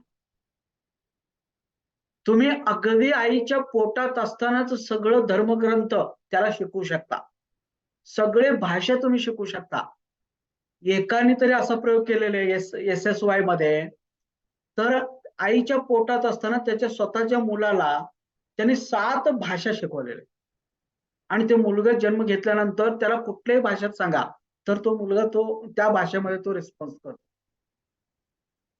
काही लोकांनी तरी त्याला पोटामध्ये स्विमिंगचं ट्रेनिंग दिलेलं आहे. आणि ते जन्म झाल्यानंतर त्या मुलाला असं पाण्यामध्ये टाकून दिलेलं आहे. तरी पण तो पोरगा व्यवस्थितपणे प्रोफेशनल स्विमर सारखा तो स्विमिंग करतो. म्हणजे लक्षात घ्या, की आईच्या पोटात असल्यापासून तुम्ही त्या लहान मुलांना प्रोग्रामिंग करू शकता आणि त्याला जसं पाहिजे तसं तुम्ही बनवू शकता. आणि त्याच्यामध्ये कुठलंही किंवा त्याच्यानंतर सुद्धा जन्म घेतल्यानंतर लहान मुलांना 7 वर्षापर्यंत वेगवेगळे असे जर समजा त्याच्यामध्ये काही दोष असतील, अंगठा चोखणे, अंथरुणात लघवी करणे, भाजी खात नाही, वाद घालतो वगैरे वगैरे, तर ही सगळी तुम्ही सूचना देऊन किंवा एक साधं कॅसेट बनवा. ते कॅसेट जर बनवला की बाबा सचिन तू अतिशय हुशार आहेस, सचिन तू रोज अभ्यास करतोस, स्वतःहून अभ्यास करतोस, तुला अभ्यास करायला खूप आवडतंय, तू नेहमी वर्गामध्ये फर्स्ट येतोस, तुला आउट ऑफ आउट मार्क्स पडतात, तुला इंग्रजी, गणित सगळे विषय अतिशय आवडतात, सोपे जातात आणि तू रोज दूध पितोस, सगळ्या प्रकारच्या भाज्या खातोस, तुला भाज्या खायला खूप आवडतात. असं जर चांगल्या चांगल्या जर सूचना जर दिल्या तुम्ही आणि ते रात्री झोपी जाताना जर फक्त ऐकवला, तर त्या सूचना जर तुम्ही ऐकवल्या ना, मग काय होतं बघा, तर तो मुलगा अगदी महिन्याभरामध्ये पूर्णपणे बदलून जातो. फक्त प्रॉपर सूचना दिल्या पाहिजे आणि सकाळी एकदा, संध्याकाळी एकदा तो रात्री झोपी जात असताना बारीक आवाजामध्ये लावून ठेवायचा आणि एवढं जर तुम्ही केलं ना, तर तुमच्या लक्षात येईल की तो मुलगा कायमस्वरूपी बदलतो. काय अशा पद्धतीने लहान मुलांच्या मध्ये आपण काय करू शकतो, हे प्रोग्रामिंग करू शकतो. त्याच पद्धतीने विद्यार्थ्यांच्या मध्ये अनेक समस्या असतात. म्हणजे बरेचसे विद्यार्थी असे असतात की बाबा त्यांना अभ्यास करायला आवडत नाही. त्याच्यानंतर काही विद्यार्थी असे असतात की बाबा त्यांचे एकाग्रता होत नाही. वाचलेले त्यांच्या लक्षात राहत नाही किंवा विशिष्ट विषय आवडत नाही, शिक्षक आवडत नाही. हां, त्याचं काही असं बाबा आयुष्य म्हणजे शिकण्यामध्ये जरा सुद्धा त्याला इंटरेस्ट नाही. तर अशा विद्यार्थ्यांना जर तुम्ही संमोहित केला आणि जर त्यांना काही दिवस तुम्ही सतत सूचना जर दिला ना, तर तो मुलगा फार मोठा होऊ शकतो. फार मोठा म्हणजे फार मोठा होऊ शकतो. मी तुम्हाला फक्त एक एक्झाम्पल देतो. माझ्या बऱ्याचशा विद्यार्थ्यांची YouTubeवरती मनोगत आहे, तुम्ही ऐका ते. मी एक एक्झाम्पल देतो. माझा एक विद्यार्थी इथे कुंभोज म्हणून एक गाव आहे. तर त्या ठिकाणी तो कार्यक्रम केला हिप्नोटिझमचा, स्टेज हिप्नोटिझमचा. आणि त्याच्यामध्ये बरेचसे मुली होते. आणि एका मुलीला म्हणजे तो कार्यक्रम केल्यानंतर काय झालं, एक मुलगी फार डीप मध्ये गेली होती. तर पालक आले. पालक येऊन त्याला सांगितले की बा आमची मुलगी ही 10वीला आहे आणि काही जरा सुद्धा अभ्यास करत नाही, सारखी दंगा करते, अमुक करते, अमुक करते. सर हिला काय करता येते का बघा, असं म्हणून त्याला सांगितले. आणि तो तिला घेतला आणि तिला सूचना दिला की आजपासून तू दंगा करायचं बंद करायचा. आजपासून तू फक्त अभ्यास करायचा आहे, भरपूर अभ्यास करायचा, चांगले मार्क्स मिळवायचे आहे. असं तसं त्यांनी चांगली सूचना दिली. लक्षात घ्या. तर इतकं आश्चर्य झालं म्हणा की मला म्हणजे त्याच्या पालकाने मला सांगितलं तुमच्या विद्यार्थीने सर कार्यक्रम केला, फार आमच्या मुलीवर चमत्कार झाला म्हणून. तर असं झालं की ती मुलगी त्या दुसऱ्या दिवसापासूनच इतकी अभ्यास करायला लागले. तर तिला 95% मार्क्स पडले 12वीला. 95% मार्क्स पडले. म्हणजे जी मुलगी जरा सुद्धा अभ्यास करत नव्हती, तर त्या मुलीला एकदाच त्यांनी सूचना दिल्यानंतर एवढे मार्क्स पडले. लक्षात घ्या. तर असे मी शेकडो एक्झाम्पल देऊ शकतो. परंतु तुम्ही लक्षात घ्या की विद्यार्थ्यांची कुठलीही प्रॉब्लेम जे असतात आपण त्या हिप्नोटिझमच्या अवस्थेमध्ये सॉल्व्ह करू शकतो. त्याच्यानंतर त्यांच्या व्यक्तिमत्वामध्ये विकास करता येतं. बरेच विद्यार्थी कसे असतात बघा, की बाबा एखादा चांगल्यापैकी गायक आहे. पण तुम्ही जर त्याला हिप्नोटिझम करून आणखीन सूचना जर दिला, तू एक उत्कृष्ट गायक आहेस, नावाजलेला गायक आहेस, तुझा गळा खूप छान काम करतोय, लता मंगेशकर पेक्षा दर्जेदार काम करतोय. अशा पद्धतीने आपण चांगले चांगले जर सूचना दिलो, तर आता तो ज्या क्षमतेने गाणे म्हणतो, तर त्याच्यापेक्षा कितीतरी जास्त पटीने तो चांगलं गाणे म्हणतो.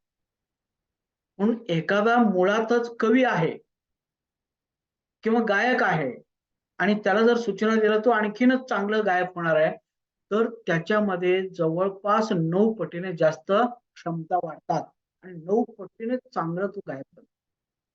एखादा खेळाडू आहे, क्षमता आहे त्याच्याकडे खेळण्याची, पण तुम्ही जर त्याला समजा क्रिकेटर आहे, तुम्ही जर त्याला सूचना दिला की तू एक उत्कृष्ट क्रिकेटर आहेस, तू खूप छान क्रिकेट खेळतोस, तुला क्रिकेट खेळणं खूप आवडतंय आणि क्रिकेटमध्ये जी काही क्षमता आहे, समजा कॉन्सन्ट्रेशन तुझ्यामध्ये प्रचंड आहे, धाडसपणा तुझ्यामध्ये प्रचंड आहे, ताकद तुझ्यामध्ये प्रचंड आहे. हा, तू प्रत्येक बॉलला व्यवस्थितपणे हिट करतोस, अनेक वेळा तू सिक्स मारतोस, शतक काढतोस, असं जे काय असेल ते चांगल्या चांगल्या जर सूचना दिलो, तर ती लोक त्या पद्धतीने काम करतात. आता लक्षात घ्या, फॉरेनर जे आहेत ना, हे आपण ज्याला म्हणतो ना, न्यूझीलंड किंवा तुमच्या ऑस्ट्रेलिया, इंग्लंड, ह्या खेळाडूंना स्वसंमोहन शिकवलं जातं. आपल्या खेळाडूंना ते शिकवलं जात नाही ऍक्च्युली. आपले खेळाडू नैसर्गिक क्षमता वापरतात, पण त्यांना स्वसंमोहन शिकवला जातो.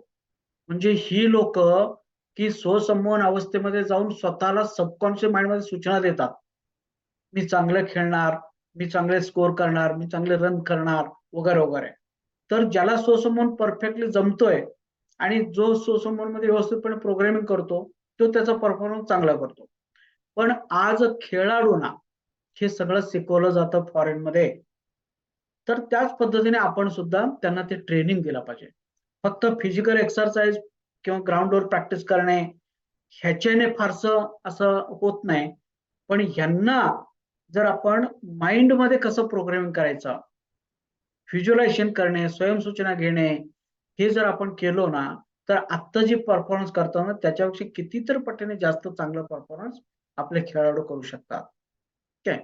तर अशा पद्धतीने व्यक्तिमत्व आपण विकसित करू शकतो. एखाद्याला खेळाडू बनवू शकतो, एखाद्याला कवी बनवू शकतो, एखाद्याला गायक बनवू शकतो.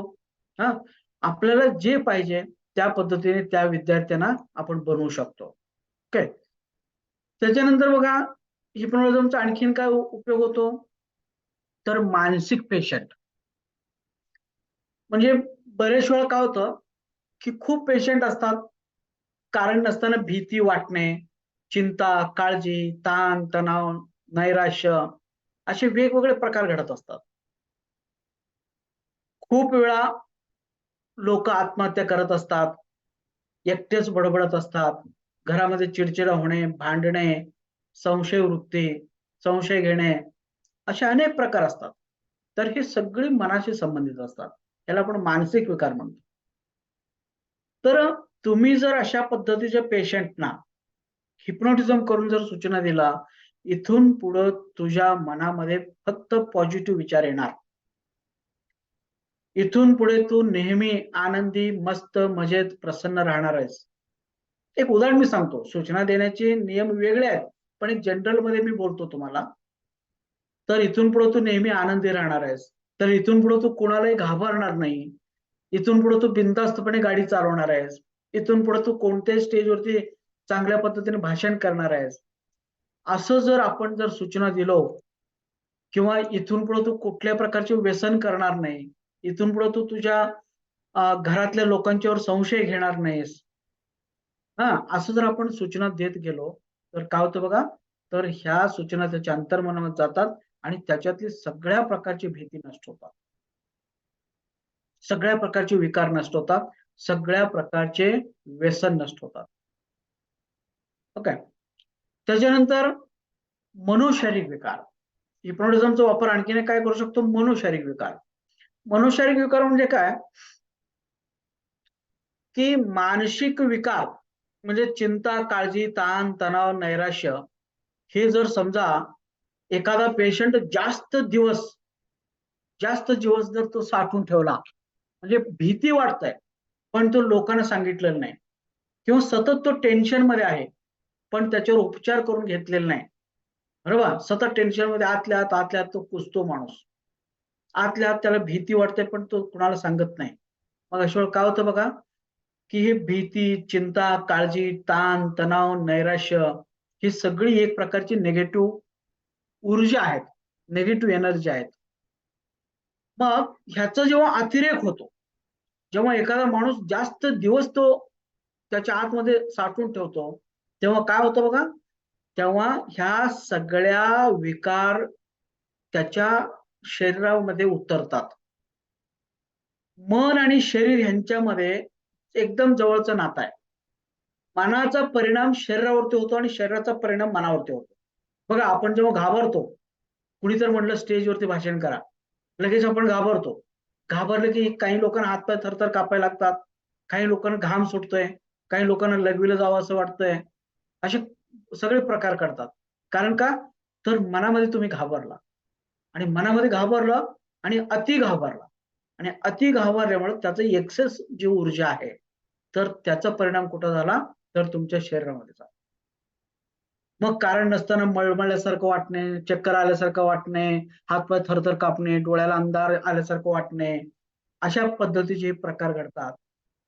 आणि मग ह्याला आपण म्हणतो मनोशारीरिक विकार. सतत मानसिक विकार दाबून ठेवल्यामुळं काही वर्षानंतर त्या मानसिक विकाराचा कशामध्ये रूपांतर होतो? मनोशारीरिक विकारामध्ये. मग ह्याच्यामध्ये सगळेच प्रकार येतात बघा. ऍसिडिटी, अल्सर, हस्तकंप होणे, त्वचा रोग. लक्षात घ्या, त्वचा रोग सुद्धा मनोशारीरिक विकार आहे. बीपी, शुगर, डोकेदुखी, पोट साफ होत नाही, सेक्स पॉवर कमी होणे आणि कॅन्सर सुद्धा मनोशारीरिक विकार आहे. ह्यांना सायकोसोमॅटिक डिसीज म्हणतात. हे प्युअर शारीरिक नाही. प्युअर शारीरिक नाही. प्युअर शारीरिक कशाला म्हणायचं? बाबा ताप आलेला आहे, HIV झालेलं आहे किंवा आणखीन काहीतरी हात-पाय फ्रॅक्चर झालेले आहेत. ह्याला म्हणायचं शारीरिक विकार. पण मानसिक ताणतणावामुळे जे शरीरामध्ये विकार तयार होतात, तर त्यांना आपण म्हणतो मनोशारीरिक विकार. आणि याच्यामध्ये हे सगळेच प्रकारचे विकार आहेत. म्हणून जेव्हा बीपीचा पेशंट डॉक्टरकडे जातो, तर डॉक्टर काय म्हणतात? टेन्शन घेऊ नका, निवांत राहा, हसत खेळत राहा. म्हणजे याचा अर्थ काय झाला? हा बीपी टेन्शनचा विकार आहे. त्याच पद्धतीने शुगर सुद्धा टेन्शनचा विकार आहे, लक्षात घ्या. त्याच पद्धतीने तुम्ही जितकं टेन्शन जास्त घेता, तितकं तुमच्या शरीरातल्या सगळ्या पेशी कमकुवत होतात आणि ते कमकुवत झाल्यामुळे ते विकार तयार होतात. आणि म्हणून ही मनोशारीरिक विकार सुद्धा तुम्ही ह्या हिप्नोटिझमच्या अवस्थेत हिप्नोटिझम मध्ये बरं करू शकता. मी कितीतरी बीपीच्या शुगरच्या पेशंट मी बरं केलेला आहे. अगदी सूचना देऊन की त्यांचं बीपी पूर्णपणे नॉर्मल आणलेलं आहे, शुगर नॉर्मल आणलेलं आहे, औषध चालू असताना आणि नंतर त्यांचे सगळे औषध बंद झालेले आहे. कारण का? तर हे बीपी तुमच्या मनाशी संबंधित आहे, शुगर तुमच्या मनाशी संबंधित आहे. अति टेन्शन, अति चिंता, अति काळजी जर असेल तर हे शरीरामध्ये अशा पद्धतीचे हे विकार होणारच. त्यामुळे तुमचं मन जर फ्रेश असेल, तुमच्या मनातला ताणतणाव कमी झाले तर ही विकार होणार नाही. आणि म्हणून हिप्नोटिझमच्या माध्यमातून आपण काय करू शकतो, हे विकार सगळे घालवू शकतो. त्याच्यानंतर बघा की हिप्नोटिझमचा आणखीन एक फायदा काय आहे, तर गुन्हेगारांचा शोध लावण्यासाठी. मी आता ऍक्च्युअली हे थोडंसं शॉर्ट मध्ये सांगतो, कारण तुम्ही बरेच वेळा रिपीट केलेलं आहे किंवा माझ्या युट्यूब मध्ये पण आहे हे सगळं. थोडं शॉर्ट मध्ये सांगतो. तर गुन्हेगारांचं संशोधन करण्यासाठी एक असा नियम आहे अंतर्मनाचा, की अंतर्मन कधी खोटं बोलत नाही. त्याला खोटं बोलता येत नाही. आणि बाह्यमन खोटं बोलू शकतंय, पण अंतर्मन कधी खोटं बोलत नाही. त्याला त्याची सवयच नाही खोटं बोलण्याची. आणि म्हणून एखादा माणूस जर चोरी केला असेल तर फॉरेनमध्ये काय केलं जातं बघा, फॉरेनमध्ये त्याला पकडतात आणि त्याला हिप्नोटिझम करतात आणि हिप्नोटिझम करून त्याला विचारतात की बाबा तू चोरी केलेला आहेस का? तर हिप्नोटिझमच्या अवस्थेमध्ये तो अंतर्मनाने काम करत असल्यामुळं, अंतर्मनाला खोटं बोलता येत नसल्यामुळं तो सरळ सरळ सांगतो, होय मी चोरी केलेली आहे, मी एवढे पैसे चोरलेले आहे. मग अशा वेळी त्याला काय करतात, शिक्षा देतात. एखादा युद्ध कैदी सापडला किंवा आतंकवादी सापडला तर त्याला लगेच गोळ्या घालून ठार करत नाहीत, तर त्याच्यावरती नार्को करतात, त्याच्यावरती हिप्नोटिझम करतात. लक्षात घ्या. आणि हिप्नोटिझम करून त्याला विचारतात की तू कुठल्या देशाचा आहेस, तू का आलेला आहेस, तुम्ही किती लोक आलेले आहे, तुझे बाकीचे लोक कुठं कुठं आहेत साथीदार, कोणत्या ठिकाणी तुम्ही हल्ला करणार आहे, काय तुमचे प्लॅनिंग आहे, हे सगळं विचारतात. आणि मग तो डिटेलमध्ये सांगतो आणि मग त्याच्या साथीदाराने त्या त्या ठिकाणी ते पकडतात. तर कारण याचाच अर्थ कसा, की हिप्नोटिझमच्या अवस्थेमध्ये तो कितीही कट्टर माणूस असला तरी त्याला खोटं बोलता येत नाही. आणि म्हणून त्याला इंजेक्शन देतात आणि हिप्नोटिझम करतात. सोडियम पेंटॅथॉल नावाचा एक लिक्विड मिळतो 70 रुपयाला. आणि त्या सोडियम पेंटॅथॉल जर त्याचं इंजेक्शन दिलं तर तो आपोआपच हिप्नोटिझमच्या अवस्थेत जातो. आणि त्यावेळी तुम्ही जे काही विचारता तर ते सगळं तो खरं सांगतो. त्याला सूचना द्यायची पण गरज नाही, डायरेक्ट तो सांगायला लागतो. तर अशा पद्धतीने मिलिटरीमध्ये हे सगळ्या गोष्टी करतात किंवा फॉरेनमध्ये ह्या सगळ्या गोष्टी करतात. ह्याला क्रिमिनल हिप्नोटिझम म्हणतात. गुन्हेगारांच्यासाठी वापरले जाणारे हिप्नोटिझम. आणि फॉरेनमध्ये सगळ्या पोलीस अधिकाऱ्यांना आणि वकील लोकांना हे शिकवलं जातं. तुमच्याकडे जेव्हा गुन्हेगार येतो त्याला कसं हिप्नोटाइज करायचा आणि त्याच्याकडे कसं ते काढून घ्यायचं, हा ट्रेनिंग दिला जातो. आणि म्हणून तिथं प्रत्येक माणूस हिप्नोटिस्ट असतो, प्रत्येक पोलीस तिथं हिप्नोटिस्ट असतो. कारण ती लोक मारत नाही, मारल्याने तो माणूस खरं बोलतोच असं नाही, पण त्याला हिप्नोटिझम करतात आणि हिप्नोटिझम केल्यानंतर तो खरं बोलतो आणि त्याच्यातनं त्याला शिक्षा देतात. आणि जर समजा तो निर्दोष असेल तर त्याला सोडून देतात.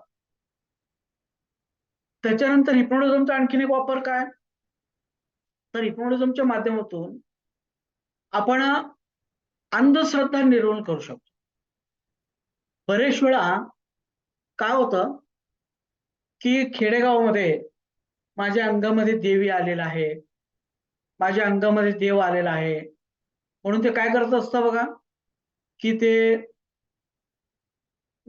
काय करत असतात की हे ते मागत असतात म्हणा, किंवा काही वेळा ते अग्नीवरून चालत असतात खेडेगावामध्ये, किंवा काही वेळा जिभेमध्ये शस्त्र टोचून घेतात, ओके, आरडाओरड करतात, मला भूतानी झपटले वगैरे असं म्हणून.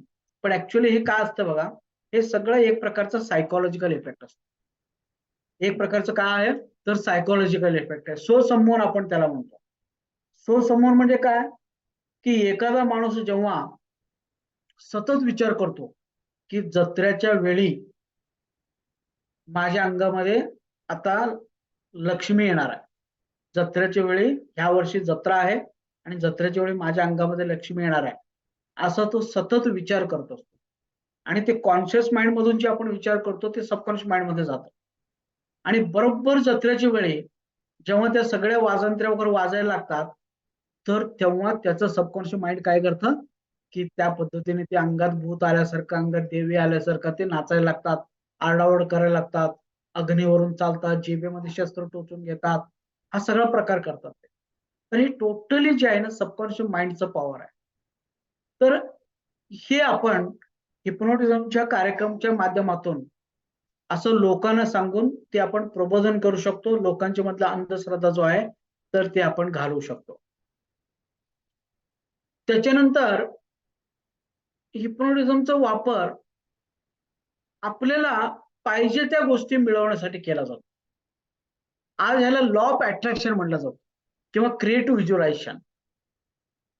म्हणजे तुमच्या आयुष्यामध्ये तुम्हाला जे काय पाहिजे, गाडी पाहिजे, बंगला पाहिजे, पैसा पाहिजे, नोकरी पाहिजे, हे जे काही पाहिजे ना, हे सगळं तुम्ही तुमच्या सबकॉन्शियस माइंडच्या माध्यमातून मिळवू शकता. तर तुमचं जे अंतर्मन आहे, तर हे अंतर्मन हे देवाला जोडले गेलेलं आहे. आणि तुम्ही जे विचार करता सारखं, तर ते तुमच्या अंतर्मनामध्ये जातं. आणि त्या अंतर्मनामध्ये एकदा गेल्यानंतर त्या विचार देवाकडे जातात, युनिव्हर्सल माइंडकडे जातात, वैश्विक शक्तीकडे जातात.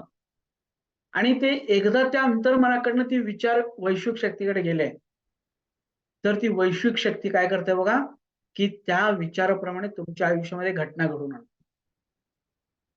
तुम्ही जर सतत मला पैसे पाहिजे, मला श्रीमंत व्हायचंय, मला गाडी घ्यायचंय, मला बंगला घ्यायचा आहे, असा सतत जर तुम्ही विचार करत राहिला, श्रीमंतीबद्दल प्रयत्न करत राहिला, विचार करत राहिला, तर काय होतं, की तुमच्या ह्या सारखे केलेले विचार तुमच्या अंतर्मनामध्ये जातात.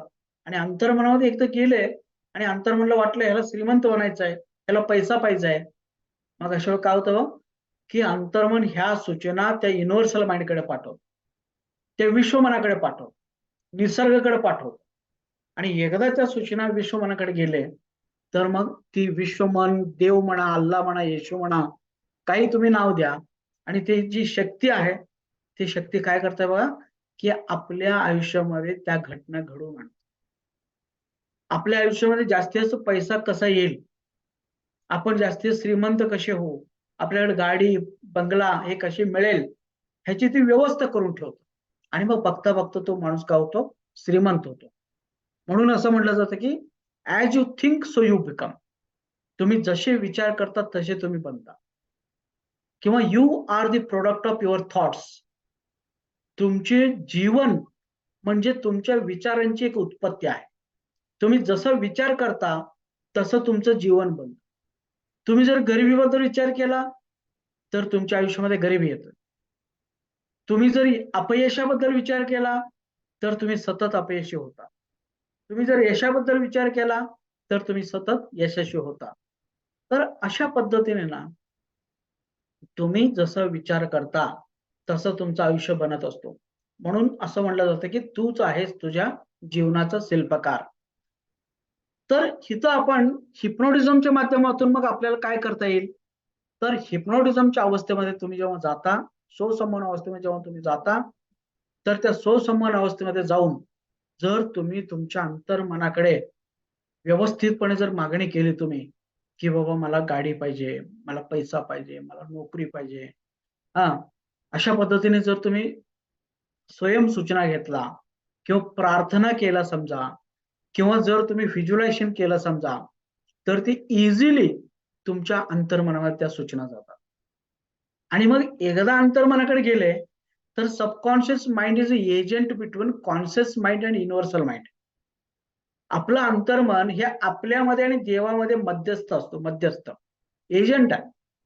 आपण जे सांगतो तर ते ऐकून घेतं आणि ते देवाला सांगतं, असं असं ह्या माणसाला पाहिजे.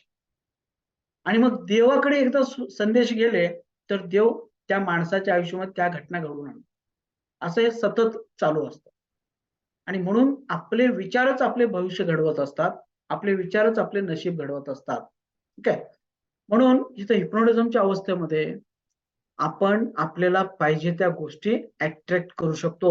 ह्यालाच आज लॉ ऑफ अट्रॅक्शन म्हटलं जातं, क्रिएट व्हिज्युअलायझेशन म्हटलं जातं, ऍफर्मेशन घेणे असं म्हटलं जातं वगैरे वगैरे. त्याच्यानंतर हिप्नोटिझमचे जे वापर आहे आपण करमणुकीसाठी करू शकतो. सॉरी, अतिंद्रिय शक्ती पहिल्यांदा आपण बघू. अतिंद्रिय शक्ती विकसित करण्यासाठी. अतिंद्रिय शक्तीवरती खूप मोठं संशोधन आता सध्या चालू आहे, जगभर चालू आहे.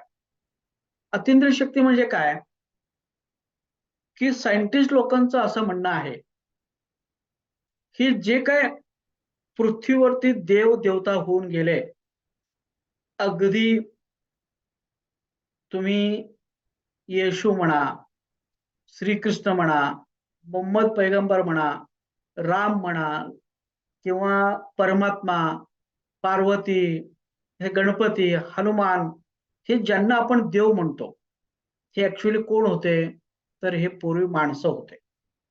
हे आपल्यासारखे ऑर्डिनरी माणसं होते, पण ते देव झाले.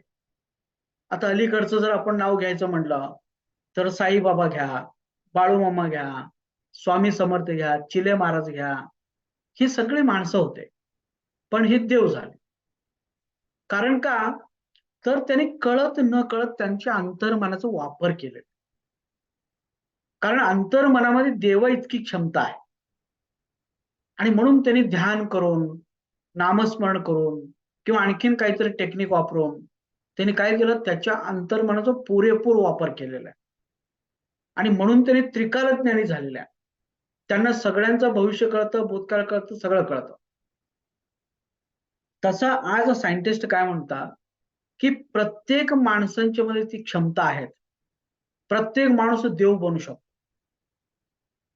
फक्त त्याला त्याच्या अंतर्मनाचा पुरेपूर वापर करता आला पाहिजे. मग आता लोक काय चाललेलं आहे, की एका माणसाला वारंवार हिप्नोटिझम करणे आणि वारंवार जेव्हा आपण हिप्नोटिझम करतो आणि जेव्हा आपण त्याला सूचना देतो, की तुझ्या अंतर्मनामध्ये इतकी क्षमता आहे, की तुला कोणतेही प्रश्न विचारलं, भूतकाळ, भविष्यकाळ, वर्तमान काळातील, तू सगळ्या प्रश्नांची उत्तर अचूकपणे देणार आहेस. तुझ्यामध्ये दैवी शक्ती आहे. तुझ्यामध्ये भूतकाळ, भविष्यकाळ, वर्तमान काळ जाणण्याची क्षमता आहे आणि तू काय करणार आहेस, प्रत्येक प्रश्नांचे अचूक उत्तर देणार आहेस. अशा पद्धतीने जर आपण वारंवार सूचना दिलो, 1 महिना, 2 महिना, 3 महिना, मग काय होतं, तर त्या मुलांच्या मध्ये ही क्षमता डेव्हलप होते आणि नंतर तुम्ही जागे झाल्यानंतर तुम्ही कुठलाही प्रश्न विचारा, कुठलाही प्रश्न विचारा, त्या प्रश्नाचं उत्तर देतात. अगदी मला परवाच तुमच्या हिप्नोथेरपी मधलाच एक मुलगा मला सांगितला, की सर म्हटलं आमच्या घरातल्या एका मुलाला मी हिप्नोटाइज केलो आणि आमच्या पाहुण्यापैकी दुसऱ्या गावात तो राहतो. मी त्याला हिप्नोटिझम करून विचारलं, तर तो कुठल्या रंगाचा ड्रेस घातलेला सांग. तर ह्याने सांगितलं गुलाबी आणि नंतर त्याला फोन केला त्याने आणि फोन करून विचारलं, तू कुठल्या रंगाचा ड्रेस घातला? त्याने सांगितलं मी गुलाबी घातलं. म्हणजे असं अगदी 1-2 वेळा करून सुद्धा ह्या काही अनुभव मिळतात. परंतु 1 महिना, 2 महिना, 3 महिना असं सतत जर तुम्ही हिप्नोटिझम करून ह्या सूचना दिला, तर ह्या क्षमता डेव्हलप होतात. एक पी.सी. सिंह म्हणून एक हिप्नोटिस्ट आहे. त्यांचं एक पुस्तक पण आहे हिप्नोटिझम वरती. तर त्या माणसाने एका मुलाला असं तयार केलं होतं. त्याला सारखे हिप्नोटाइज करायचे आणि त्याला म्हणायचे, की बाबा तुला कुठल्याही व्यक्तीला बघितलं, की त्याच्या शरीरामध्ये कोणतं विकार आहे, हे सांगता येणार आहे आणि तुझ्यामध्ये ती क्षमता आहे आणि तू सांगू शकतोस. माणसाला बघता क्षणी तुला ते कळणार आहे, की त्याच्या शरीरामध्ये काय विकार आहे. असं सारखं हिप्नोटिझम तो करून सूचना देत होता. आणि नंतर त्या मुलाला असं झालं, की त्या त्या मुलाने अगदी रोडवर जाणाऱ्या माणसाला जरी बघितलं ना, तर तो लगेच म्हणायचा, ह्याच्याकडे असा विकार आहे. हे झालेलं आहे. त्याला अमुक विकार आहे, तमुक विकार आहे, त्याचा ब्लॉकेजेस आहेत, त्याला अल्सर आहे, त्याला कॅन्सर आहे, त्याचं डोकेदुखी आहे, असं इथं बसूनच तो सांगायचा. आणि त्या माणसाचं प्रत्यक्ष जेव्हा मेडिकल टेस्ट करायचे ना, तर त्यावेळी बरोबर जसं तो सांगतो तसंच ते घटना घडेल. तर एवढी ताकद त्याच्यामध्ये होती. किंवा तुम्ही हे पण ऐकलं असणार ते फरशीवाले बाबा नाशिकमध्ये. तर मी स्वतः त्या माणसाला भेटलो. फक्त तो फरशी डोक्यावरती ठेवायचा. फरशी डोक्यावर ठेवलं ना, धाड-धाड सांगायचा, की बाबा ह्यांच्या शरीरामध्ये कुठलं-कुठलं विकार आहे. तर ही क्षमता तुम्ही एका व्यक्तीला वारंवार जर हिप्नोटाइज केला, तर त्याला कोणत्याही प्रश्नांची उत्तर देण्याची क्षमता विकसित होतो. हे आपल्या पूर्वजांना सुद्धा माहीत आहे आणि अनेक लोकांनी याचा वापर केलेला आहे आणि ह्याच्यावरती आज फॉरेनमध्ये खूप मोठं संशोधन चालू आहे. तर ह्याला आपण म्हणतो अतींद्रिय शक्ती विकसित करणे.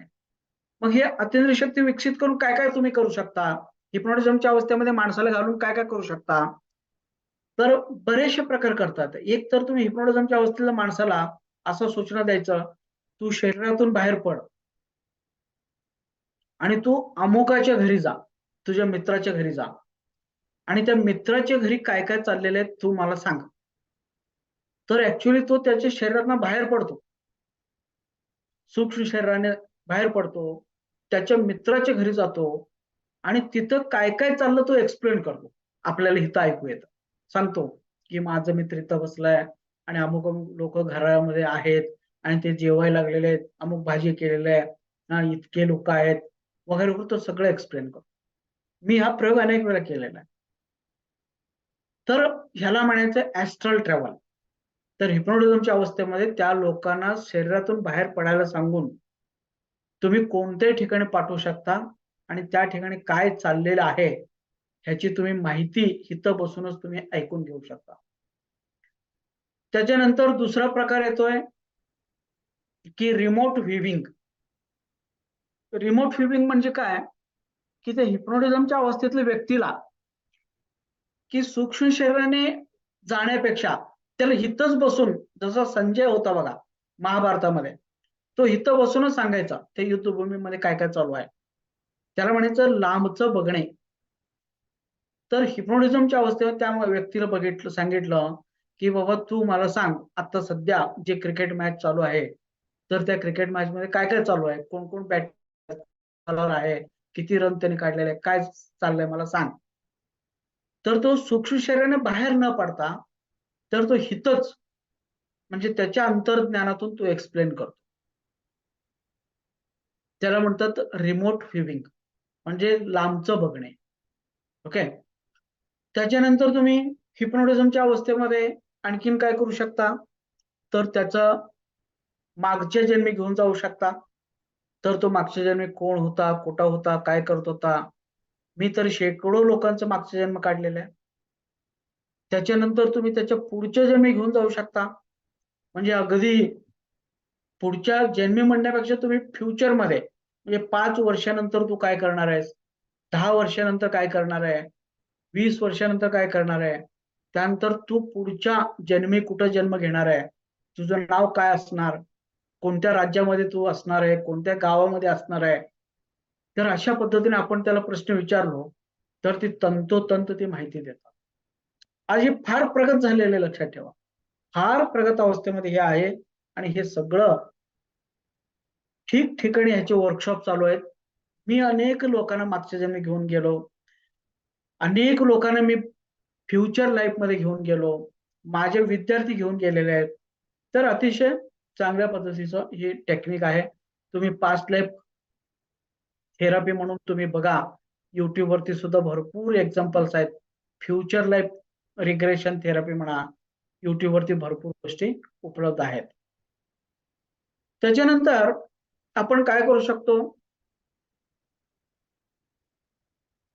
तर हिप्नोटिझमच्या माध्यमातून करमणुकीचा कार्यक्रम करू शकतो. म्हणजे जे आपण आता करणार आहे, ह्या वर्कशॉपच्या माध्यमातून करणार आहे. तर एकाच वेळी म्हणजे जसं सिनेमा, नाटक, सर्कस हे सगळे करमणुकीचे कार्यक्रम म्हणून आपण बघतो, तसं ना, तसं आत्ता अलीकडच्या कालावधीमध्ये हिप्नोटिझम एक चांगलं करमणुकीचा कार्यक्रम आहे. मी एवढ्या हिप्नोटिस्ट तयार केलेल्या महाराष्ट्रामध्ये, आता सध्या जर तुम्ही इथं आला कोल्हापूरमध्ये, कुठेही तुम्ही जावा तिथं हिप्नोटिझमचा कार्यक्रम ठरलेलेच आहे एवढ्या. आणि महाराष्ट्रामध्ये ठिकठिकाणी आता सध्या आमचे लोक बिझी असतात. मग इथं तुम्ही काय करू शकता, गणेशोत्सव नवरात्रमध्ये तुम्हाला जेव्हा बोलवलं जाईल तर तेव्हा तुम्ही स्टेजवरती जाऊन अगदी 40-50 लोकांना स्टेजवर घेऊन तर त्यांना तुम्ही हिप्नोटाइज करू शकता. आणि हिप्नोटिझम करून तर त्या हिप्नोटिझमच्या अवस्थेत असणारे जी लोक असतात तर त्यांना जर तुम्ही सांगितलं की मी 1 2 3 म्हणताच तुम्हाला थंडी वाजणार आहे, तर त्या लोकांना प्रचंड थंडी वाजायला लागते, तर ते थंडीने कुडकुडा लागतात. पुन्हा जर तुम्ही सांगितलं मी 1 2 3 म्हणताच तुम्हाला उकडणार आहे, तर त्यावेळी प्रचंड उकडायला लागणार आहे, घाम सुटणार आहे, प्रत्यक्ष घाम सुटणार आहे.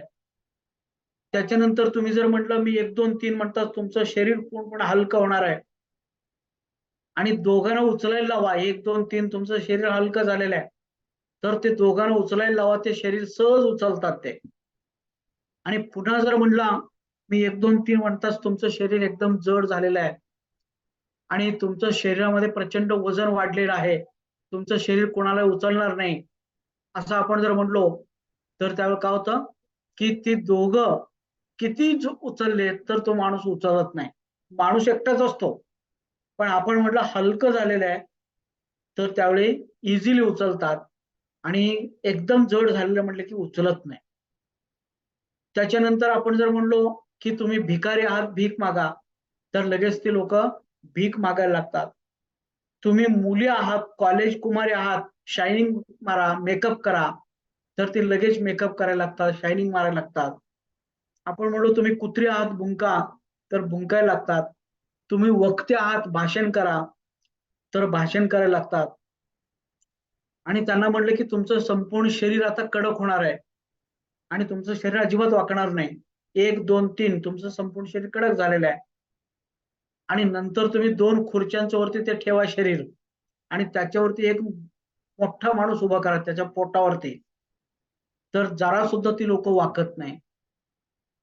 त्याच्यानंतर जर तुम्ही म्हटलं तुमचा हात बधीर झालेला आहे, तर मी किती चिमटा काढलो तरी तुम्हाला जाणवणार नाही. 1 2 3 तुझा हात बधीर झालेला आहे. पण नंतर तुम्ही किती असं जोरात चिमटा काढा, तर त्याला अजिबात वेदना होत नाही, अजिबात जाणवत नाही. तर अशा पद्धतीने ना जवळपास 3-4 तासाचा कार्यक्रम तुम्ही करू शकता. आणि इतकं इंटरेस्टिंग असणार आहे ना, बघणारी लोक खूप त्याचा आनंद घेतात. तर अशा पद्धतीने हिप्नोटिझमचा वापर लहान मुलांच्या मधले विकार घालवण्यासाठी, विद्यार्थ्यांच्या मधले सगळे समस्या सोडवण्यासाठी, त्यांच्यामध्ये व्यक्तिमत्व विकास करण्यासाठी, वेगवेगळ्या प्रकारचे मानसिक विकार घालवण्यासाठी, मनोशारीरिक विकार घालवण्यासाठी आणि गुन्हेगार शोधण्यासाठी, खरं गुन्हेगार कोण, खोटं गुन्हेगार कोण हे शोधण्यासाठी आणि समाजातला अंधश्रद्धा दूर करण्यासाठी आणि त्यानंतर अतिंद्रिय शक्ती विकास करण्यासाठी आणि आपल्याला हवे त्या गोष्टी आपल्या आयुष्यामध्ये मिळवण्यासाठी आणि त्यानंतर करमणुकीसाठी असं आपण अनेक कारणाने हिप्नोटिझमचा वापर करता येतं. बरोबर. तर आता काय करा, मी जे सांगितलं त्याच्यावरती हा ठीक आहे, आपण अजून हा थोडासा पॉइंट आपण कव्हर करू, एवढा पॉइंट कव्हर करू. मग हिप्नोटिझम मध्ये किती प्रकार आहेत? तर हिप्नोटिझम मध्ये बघा मुख्य असं 2 प्रकार. एक असं की बाबा सेल्फ हिप्नोटिझम. सेल्फ हिप्नोटिझम म्हणजे स्वतःच्या स्वतः संमोहित अवस्थेत जाणे, त्याला आपण म्हणतो सेल्फ हिप्नोटिझम. स्वतःच्या बाह्य मनातून स्वतःच्या अंतर्मनाशी बोलायचं, स्वतःच्या अंतर्मनाशी संवाद साधायचा, स्वतःच्या अंतर्मनाला प्रोग्रामिंग करायचा, ह्याला आपण म्हणतो सेल्फ हिप्नोटिझम. दुसरं हेट्रो हिप्नोसिस. हेट्रो हिप्नोसिस म्हणजे काय की एक व्यक्ती दुसऱ्या व्यक्तीला संमोहित करायची, एक व्यक्ती दुसऱ्या व्यक्तीला हिप्नोटिझम करणे, याला आपण म्हणतो हेट्रो हिप्नोसिस. मग आता पुन्हा हेट्रो हिप्नोटिझम मध्ये ना पुन्हा प्रकार आहे. तुम्ही कशासाठी हे हिप्नोटिझमचा कार्यक्रम करता ह्याच्यावर हे पुन्हा प्रकार आहे. एक असं, जर समजा तुम्ही हा तुम्ही जर स्टेजवरती कार्यक्रम करण्यासाठी जर हिप्नोटिझम करत असाल, तर त्याला नाव दिलेलं आहे स्टेज हिप्नोटिझम. करमणुकीचा कार्यक्रम करणार असाल तर स्टेज हिप्नोटिझम. आणि तुम्ही जर दुसऱ्या माणसाला उपचार करण्यासाठी हिप्नोटिझम करत असाल, उपचार करायचे, त्याची भीती घालवायचा आहे, मानसिक विकार घालवायचा आहे, मनोशारीरिक विकार घालवायचे आहे, असे उपचार करायचा आहे, तर त्याला आपण काय म्हणतो, हिप्नोथेरपी किंवा क्लिनिकल हिप्नोसिस असं म्हटलं जातं. त्याच्यानंतर तुम्ही जर गुन्हेगारासाठी करत असाल, तर बा हा चोरी केलेला आहे का, हा बलात्कार केलेला आहे का, हा मर्डर केलेला आहे का, हे जर तुम्हाला जाणून घ्यायचं असेल, तर त्याचं नाव त्यांनी दिलेलं आहे तर क्रिमिनल हिप्नोटिझम. Criminal hypnotism. आणि त्याच्यानंतर तुम्ही जर अतिंद्रिय शक्ती विकास करण्यासाठी करत असाल, म्हणजे सूक्ष्म शरीराने बाहेर पडणे, दुसऱ्यांच्या मनातील विचार ओळखणे, लांबच्या गोष्टी बघणे, हे जे मी तुम्हाला सांगितलं, मागच्या जन्मी जाणे, पुढच्या जन्मी जाणे, तर ह्याला म्हटलं जातं ऑकल्ट हिप्नोसिस. ह्याला म्हटलं जातं ऑकल्ट हिप्नोसिस. आणि त्याच्यानंतर अजून एक प्रकार आहे, तर ते म्हणजे टेलेहिप्नोसिस किंवा कोर्ट हिप्नोसिस. तर टेलेहिप्नोसिस म्हणजे काय किंवा कोर्ट हिप्नोसिस म्हणजे काय, तर आता सॉफ्टवेअरच्या माध्यमातून हिप्नोटिझम केला जातो. हे सॉफ्टवेअर अजून आपल्या भारतामध्ये नाही आहे, पण फॉरेनमध्ये काही गुप्त पद्धतीने सॉफ्टवेअर्स डेव्हलप केलेले आहेत. तर त्या लोकांचं असं दावा आहे की त्या सॉफ्टवेअरमध्ये जर समजा एखाद्या व्यक्तीचा जर फोटो आपण घातलो आणि त्या फोटो घालून त्या व्यक्तीला जर आपण सूचना दिलो की मला कॉल मी इमिडिएटली, असं जर आपण सूचना दिलो आणि तिथं क्लिक केल्यानंतर त्या कॉम्प्युटर मधून किंवा त्या सॉफ्टवेअर मधून असे काही व्हायब्रेशन्स बाहेर पडतात, कॉल मी इमिडिएटली म्हणून. आणि त्या जे व्हायब्रेशन असतात ना, तर त्या व्हायब्रेशन त्या व्यक्तीच्या अंतर्मनामध्ये जातात आणि त्या व्यक्तीला वाटायला लागतं की बाबा खानापूर सरनं मला फोन करायला पाहिजे, खानापूर सरनं मला फोन करायला पाहिजे. आणि लगेच तो माणूस खानापूर सरना फोन करतो. म्हणजे तो माणूस तुमच्या ओळखीचा असायची गरज नाही, तो माणूस तुमच्या समोर बसलेला असायची गरज नाही. फक्त तुमच्याकडे सॉफ्टवेअर असेल आणि त्या माणसाचा फोटो असेल, तर तुम्ही सूचना दिला तर बरोबर त्याच माणसाच्या अंतर्मनाला ऐकू येतील अशा पद्धतीचे वेव्हज तयार होतात आणि त्या वेव्हज त्याच्या अंतर्मनामध्ये जातात आणि तिथून पुढे त्या माणसाला असं वाटायला लागतं खानापूर सरला फोन करायचा. आता समजा तुम्ही लोकांनी एवढ्या नंबर आहेत, पण ह्याच्यामध्ये जर तुम्ही दाबला 89 75 75 50 99, ह्या जगामध्ये एवढ्या लोकांच्याकडे मोबाईल आहे, पण त्याच्याला कुणाला पण रिंग जाणार नाही. पण तुम्ही एवढं दाबलं की मलाच रिंग येणार. तसं त्यांनी काय केलं, सॉफ्टवेअर असं बनवलं की ज्याचा फोटो तुम्ही घेता, तर त्या फोटोच्या मध्ये असणाऱ्या व्यक्तीलाच ते काय होणार की त्या सूचना जातात आणि तो माणूस काय करतो की त्या पद्धतीने तो फोन करतो. तर असं त्याला आपण म्हणतो टेलेहिप्नोसिस. मग सेल्फ हिप्नोटिझमचा उपयोग काय? सेल्फ हिप्नोटिझमचा उपयोग काय, तर स्वतःवरती संमोहित करून स्वतःमध्ये जे काही दोष आहेत ते सगळे दोष तुम्ही काढू शकता. समजा राग आहे, व्यसन आहे, भीती वाटते, हा, किंवा आत्मविश्वास नाही, एकाग्रता कमी आहे, स्मरणशक्ती कमी आहे, ह्या सगळ्या गोष्टी तुम्ही तुमच्या स्वतःच्या अंतर्मनाला सांगून ते तुम्ही वाढवू शकता.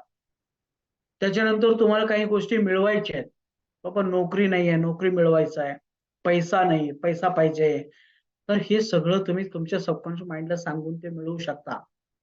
त्याच्यानंतर आध्यात्मिक प्रगती करता येतं. समजा ध्यान लागत नाही, तुम्ही ते सबकॉन्शियस माइंडला सांगून तुम्ही त्या ध्यानाच्या खोल अवस्थेमध्ये जाऊ शकता. तर अशा पद्धतीने ना, की स्वतःच्या व्यक्तिमत्वासाठी, स्वतःच्या संपूर्ण प्रगतीसाठी तुम्ही स्वसंमोहन याचा वापर करू शकता. त्यानंतर मी तुम्हाला हिप्नोथेरपीचं सांगितलेलं आहे. हिप्नोथेरपी म्हणजे एका माणसाला हिप्नोटिझम करून त्याचे विकार बरं करणे, मानसिक विकार, मनुशारीरिक विकार, विद्यार्थ्यांचे प्रॉब्लेम, हे सगळे बरं करणे, ह्याला आपण म्हणतो हिप्नोथेरपी. त्यानंतर स्टेज हिप्नोटिझम मी तुम्हाला सांगितलेलं आहे. अगदी 40-50 लोकांना ऍट ए टाइम हिप्नोटाइज करून त्यांच्याकडनं करमणुकीचा कार्यक्रम करून घ्यायचा 3-3.5 तासांचा, तर त्याला आपण म्हणतो स्टेज हिप्नोटिझम. आणि क्रिमिनल हिप्नोटिझम मी तुम्हाला सांगितलं, गुन्हेगार जर असेल तर त्याला तो खरोखर गुन्हेगार आहे की नाही हे शोधण्यासाठी आपण त्याला हिप्नोटिझम करतो, तो म्हणजे क्रिमिनल हिप्नोटिझम. त्यानंतर मी तुम्हाला ही सांग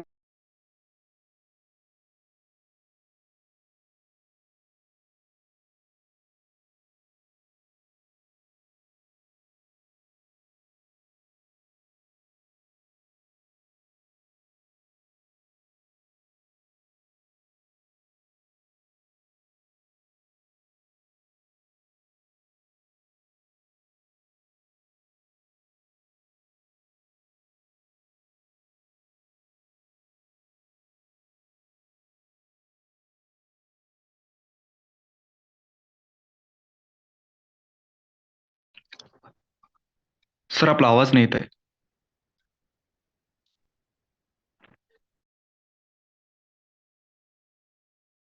सॉरी हा, म्यूट झाला होता. तर अकल्ट हिप्नोसिस मध्ये मी तुम्हाला सांगितलं की आपण अकल्ट हिप्नोसिस म्हणजे की एखाद्याला वारंवार जर तुम्ही हिप्नोटिझम केला तर तो दुसऱ्यांच्या मनामध्ये विचार पाठवू शकतो किंवा दुसऱ्यांच्या मनामध्ये काय विचार चालू आहे तो ओळखू शकतो. त्याला म्हणतात क्लिअर आपलं ते टेलिपॅथी. त्याच्यानंतर क्लिअर ऑडियन्स. क्लिअर ऑडियन्स म्हणजे काय, तर तो की लांबचे आवाज तो ऐकू शकतो. समजा आता मुंबईमध्ये कोणतरी काहीतरी बोलतायत तर तो ते इथं बसून तो आवाज ऐकू शकतो ते काय ते बोलायला लागलेत. त्याच्यानंतर क्लिअर व्हायंट म्हणून एक असतो. क्लिअर व्हायंट म्हणजे काय, तर लांबची घटना तो बघतो. आता क्रिकेटमध्ये कोण कोण चालू आहे म्हणजे संजय संजय हा क्लिअर व्हायंट होता महाभारतातला. तसं क्लिअर व्हायंट क्षमता तयार होते. आणि आज सुद्धा बरेचसे लोक क्लिअर व्हायंट आहेत. नॉस्ट्राडॅमस होता. जिप्सी नावाचा एक छोटासा देश आहे. जिप्सीमध्ये हा क्लिअर व्हायंटपणा शिकवला जातो. प्रत्येकाला जसं मी तुम्हाला हिप्नोटिझम शिकवतो तसं ते क्लिअर व्हायंट शिकवतात. आणि तुम्ही डोळे बंद केला ना तुम्हाला सगळं दिसतंय कुठं कुठं काय काय चालू आहे. बघा जिप्सीमध्ये ही लोक एक्सपर्ट आहेत. त्याच्यानंतर मी तुम्हाला सांगितलं ऍस्ट्रल ट्रॅव्हल. तर इथंच हा माणूस झोपलेला आहे पण तो सूक्ष्म शरीराने तो बाहेर जातो आणि त्या मित्राच्या घरी काय चाललंय वगैरे वगैरे तो सगळं बघतो. किंवा मेंटल ट्रॅव्हल. मेंटल ट्रॅव्हल म्हणजे इथं बसलेलं आहे फक्त मनाला पाठवतो आणि मनाने बघतो की बाबा तिथं काय काय चालू आहे. ऍस्ट्रल ट्रॅव्हल मध्ये स्वतःचा सूक्ष्म शरीर पाठवतो आणि मेंटल ट्रॅव्हल मध्ये फक्त मन जातं तिथं. ओके. अशा पद्धतीने ना ही अतींद्रिय शक्ती विकास करण्यासाठी जो हिप्नोटिझमचा वापर केला जातो तर त्याला अकल्ट हिप्नोसिस म्हटलं जातं. आणि टेलिहिप्नोसिस किंवा कोहोर्ट हिप्नोसिस मी तुम्हाला सांगितलं कॉम्प्युटरच्या माध्यमातून किंवा सॉफ्टवेअरच्या माध्यमातून काय करता येतं की दुसऱ्यांच्या मध्ये हिप्नोटिझम चे संदेश आपण पाठवू शकतो. ओके. आता समोर बद्दल काही गैरसमज आहेत. काही लोकांना काय वाटतं की संमोहन करणारी व्यक्तींच्या मध्ये काहीतरी विशिष्ट पॉवर्स असतात असं बऱ्याच लोकांना वाटतं. पण ऍक्च्युली फॉरेनरने काय सांगितलं की प्रत्येक माणसाकडे नैसर्गिकपणे ती चुंबकीय शक्ती आहे. प्रत्येकाकडे ती एनर्जी आहे. फक्त त्या एनर्जीचा त्यांनी व्यवस्थितपणे वापर केला तर तो समोरचा माणूस हिप्नोटिझमच्या अवस्थेत जातो. त्यामुळं सर्वसामान्य माणसापेक्षा तो माणूस वेगळा असतो असं काहीच नाही. तर सगळ्यांच्याकडे आहे. फक्त त्या शक्तीचा कसा वापर करून त्याला हिप्नोटाइज करायचा हे माहित नसतं. म्हणून विशिष्ट शक्ती दैवी शक्ती असते असं अजिबात नाही. हे तुम्ही लक्षात घ्या. त्याच्यानंतर अजून एक गैरसमज आहे की हिप्नोटिझम केल्यानंतर माणूस बेशुद्ध पडतो. अजिबात नाही. हिप्नोटिझम केल्यानंतर बेशुद्ध पडत नाही. तो जागे असतो, अलर्ट असतो. बरोबर. मी तुम्हाला सांगितलं आजूबाजूचं सगळं आवाज त्याला ऐकू जात असतं. तरी सुद्धा त्याच्या अंतर्मनामध्ये तुम्ही जी सूचना देता त्या सूचना त्याच्या अंतर्मनापर्यंत पोहोचतात आणि त्याचा तो इफेक्ट होतो. त्याच्यानंतर असं वाटतं की संमोहन अवस्थेतून बाहेर येताच त्या व्यक्ती संमोहन अवस्थेमध्ये काय घडलेलं आहे ते काहीच कळत नाही, असं काही लोकांना वाटतं. किंवा हिप्नोटाईज केलो आणि हिप्नोटिझम मध्ये ती मुलं नाचलेलं आहे, गाणे म्हणलेलं आहे, किंवा आणखीन काहीतरी कुत्र्यासारखं भुंकलेलं आहे. आणि मग नंतर लोक विचारतात, अरे तू तो काय काय केलंस, तुला आठवतं का, आठवतं का? तर ऍक्च्युली त्यांना ते आठवत असतंय. त्यांना आठवत असतं मी डान्स करत होतो, मी मिरच्या खात होतो, सगळं आठवत असतंय. फक्त तुम्ही जर सूचना दिला, तू आता जे जे केलेलेस तुला अजिबात आठवणार नाही, त्यावेळी मात्र त्यांना काहीच आठवत नाही. कितीही तो आठवायचा प्रयत्न करू दे, 3 तास त्यांनी काय केलं त्याला अजिबात आठवत नाही. ओके. पण तुम्ही सूचना नाही दिलं तर मात्र त्याने काय काय केलं सगळं आठवतं, परंतु तरी सुद्धा तो हिप्नोटिझमच्या अवस्थेत असतो. एवढं लक्षात घ्या. त्यानंतर हिप्नोटिझम करून लोकांना लुबाडता येतं, वाईट सवयी लावता येतात, असा एक गैरसमज समाजामध्ये आहे. नाही, हिप्नोटिझम करून लोकांना लुबाडता येत नाही. हिप्नोटिझम वेगळी विद्या आहे आणि त्राटक वेगळी विद्या आहे. हिप्नोटिझम मध्ये माणूस ते कॉन्शियस असतो, त्राटक मध्ये कॉन्शियस नसतो, तिथं लुबाडता येतं. हिप्नोटिझम मात्र त्यांना कळत असतं काय चालू आहे, पण एवढंच की त्यांच्या कंट्रोलमध्ये ती लोक नसतात. आपण जे सांगू तेच त्यांना करावं असं वाटतं आणि ते करत असतात. म्हणून तुम्ही जर समजा एखादा माणूस आहे तो कधी आयुष्यामध्ये मटण खाल्लेलं नाही आणि तुम्ही जर त्याला सांगितलं तुझ्या समोर मटण आहे आणि तू खा, नाही तो खाणार नाही, तो खाणार नाही, पटकन तो हिप्नोटिझमच्या अवस्थेत जागे होतो.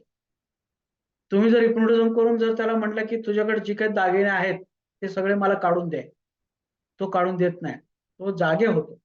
ती त्राटक विद्या वेगळी. त्राटक विद्यामध्ये तो एकदम डीप मध्ये जातो, तो अनकॉन्शियस होत असतो. पण ही हिप्नोटिझम मध्ये तसं होत नाही. म्हणून हिप्नोटिझम करून लुबाडता येत नाही, हे तुम्ही लक्षात घ्या. त्याच्यानंतर हिप्नोटिझमच्या अवस्थेमध्ये आपण जे सूचना देतो हिप्नोटिस्ट म्हणून, तर ह्या सूचना ज्या आहेत, हा संमोहन अवस्थेतली व्यक्ती संमोहन तज्ञाने दिलेल्या सर्व सूचना स्वीकारत असते, त्या सर्व सूचनांचे पालन करत असते, असं काही लोकांना वाटतं. पण 100% सूचना ते स्वीकारलं पाहिजे असं नाही. जर ते अल्फा लेवलमध्ये असतील, म्हणजे हिप्नोटिझमची पहिली अवस्था जे उद्या मी सांगतो तुम्हाला, हिप्नोटिझमच्या पहिल्या अवस्थेत जर असेल तर त्याला सगळं कळत असतं. मग त्यांनी जर ठरवलं मला जागे व्हायचं आहे तर तो जागे होऊ शकतो. त्यांनी जर ठरवलं हिप्नोटिस्टची मला काही ऐकायचं नाही, तर अशा वेळी तो ऐकणार नाही, असं पण होऊ शकतंय. हा, त्यामुळे हिप्नोटिझमच्या अवस्थेमध्ये प्रत्येक गोष्ट तो पालन करतो असं होत नाही. त्याच्या मनाच्या विरुद्ध जर तुम्ही काही सांगितलं, तू मटण खा म्हटलं ना, मग नाही ऐकणार, तो डोळे उघडणार. तू जर त्याला चाकू दिला आणि सांगितलं त्या माणसाला मारू नये, त्या माणसाची मर्डर कर, तो नाही जाणार, तो काय करणार, तो जागे होणार. तर अशा पद्धतीने हित आहे. जे ऐकायला पाहिजे तो ऐकतो, पण त्याला वाटलं की माझ्या मनाच्या विरुद्ध ही लोक सूचना देतात, तर पटकन तू जागे होतो. हा, आता काही लोकांचा म्हणजे म्हणण्यापेक्षा भरपूर लोकांचा असा गैरसमज आहे, हिप्नोटिस्टनी जर हिप्नोटिझम केला आणि सोडून गेला तर त्या लोक जागे होणार नाहीत,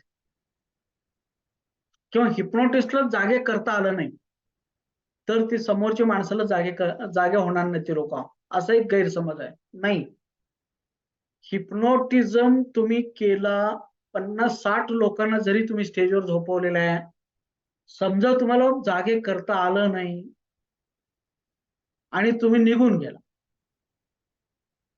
तरी सुद्धा काय होतं, 15 मिनिटामध्ये ती सगळी लोक उठून बसतात. तुम्ही काही सूचना न देता उठून बसतात ते, कारण तुमचं बोलणं कट झालं, तुमचं बोलणं कट झालं ना, ते आपोआपच त्या ट्रान्समधून बाहेर येतात. किंवा काही वेळा काय होतं, काही वेळा ते हिप्नोटिझमच्या अवस्थेतनं ती नैसर्गिक झोपे जातात, नैसर्गिक झोपे जातात. आणि त्यांना जेव्हा वाटतं किंवा आपला झोप पूर्ण झालेला आहे, तर त्यावेळी ते जागे होतात.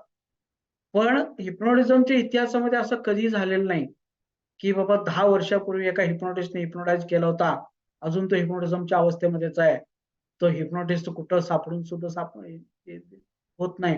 असं कधीच होत नाही.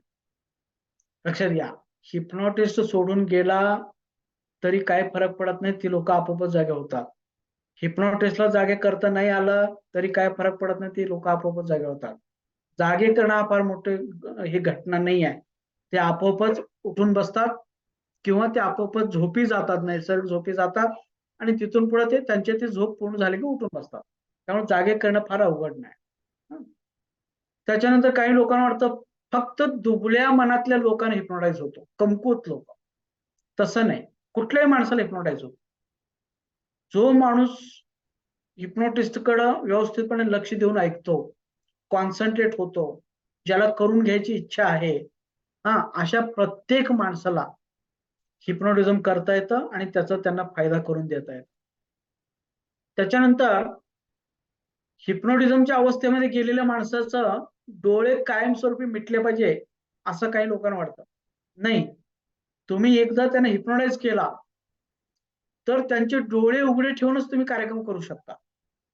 त्यांना काही डोळे बंद करायची गरजच नाही. ते डोळे उघडे ठेवूनच नाचू शकतात, डोळे उघडे ठेवूनच ते भुंकू शकतात, डोळे उघडे ठेवूनच ते तुम्ही त्यांचा हात बधीर करू शकता. त्यामुळे डोळे बंद करायला पाहिजे असं काहीच नाही. डोळे उघडे ठेवून सुद्धा तुम्हाला कार्यक्रम करता येतं, हे तुम्ही लक्षात घ्या. ओके. आणि त्याच्यानंतर काही लोकांचं असं आहे किंवा मानसोपचार तज्ज्ञ किंवा सम्मोहन उपचार तज्ज्ञांनी उपचार केल्यानंतर त्या विकार पुन्हा पुन्हा उद्भवतात किंवा तात्पुरतं बरं होतात, कायमस्वरूपी बरं होत नाही, असं काही लोकांचं म्हणणं आहे. तसं नाही.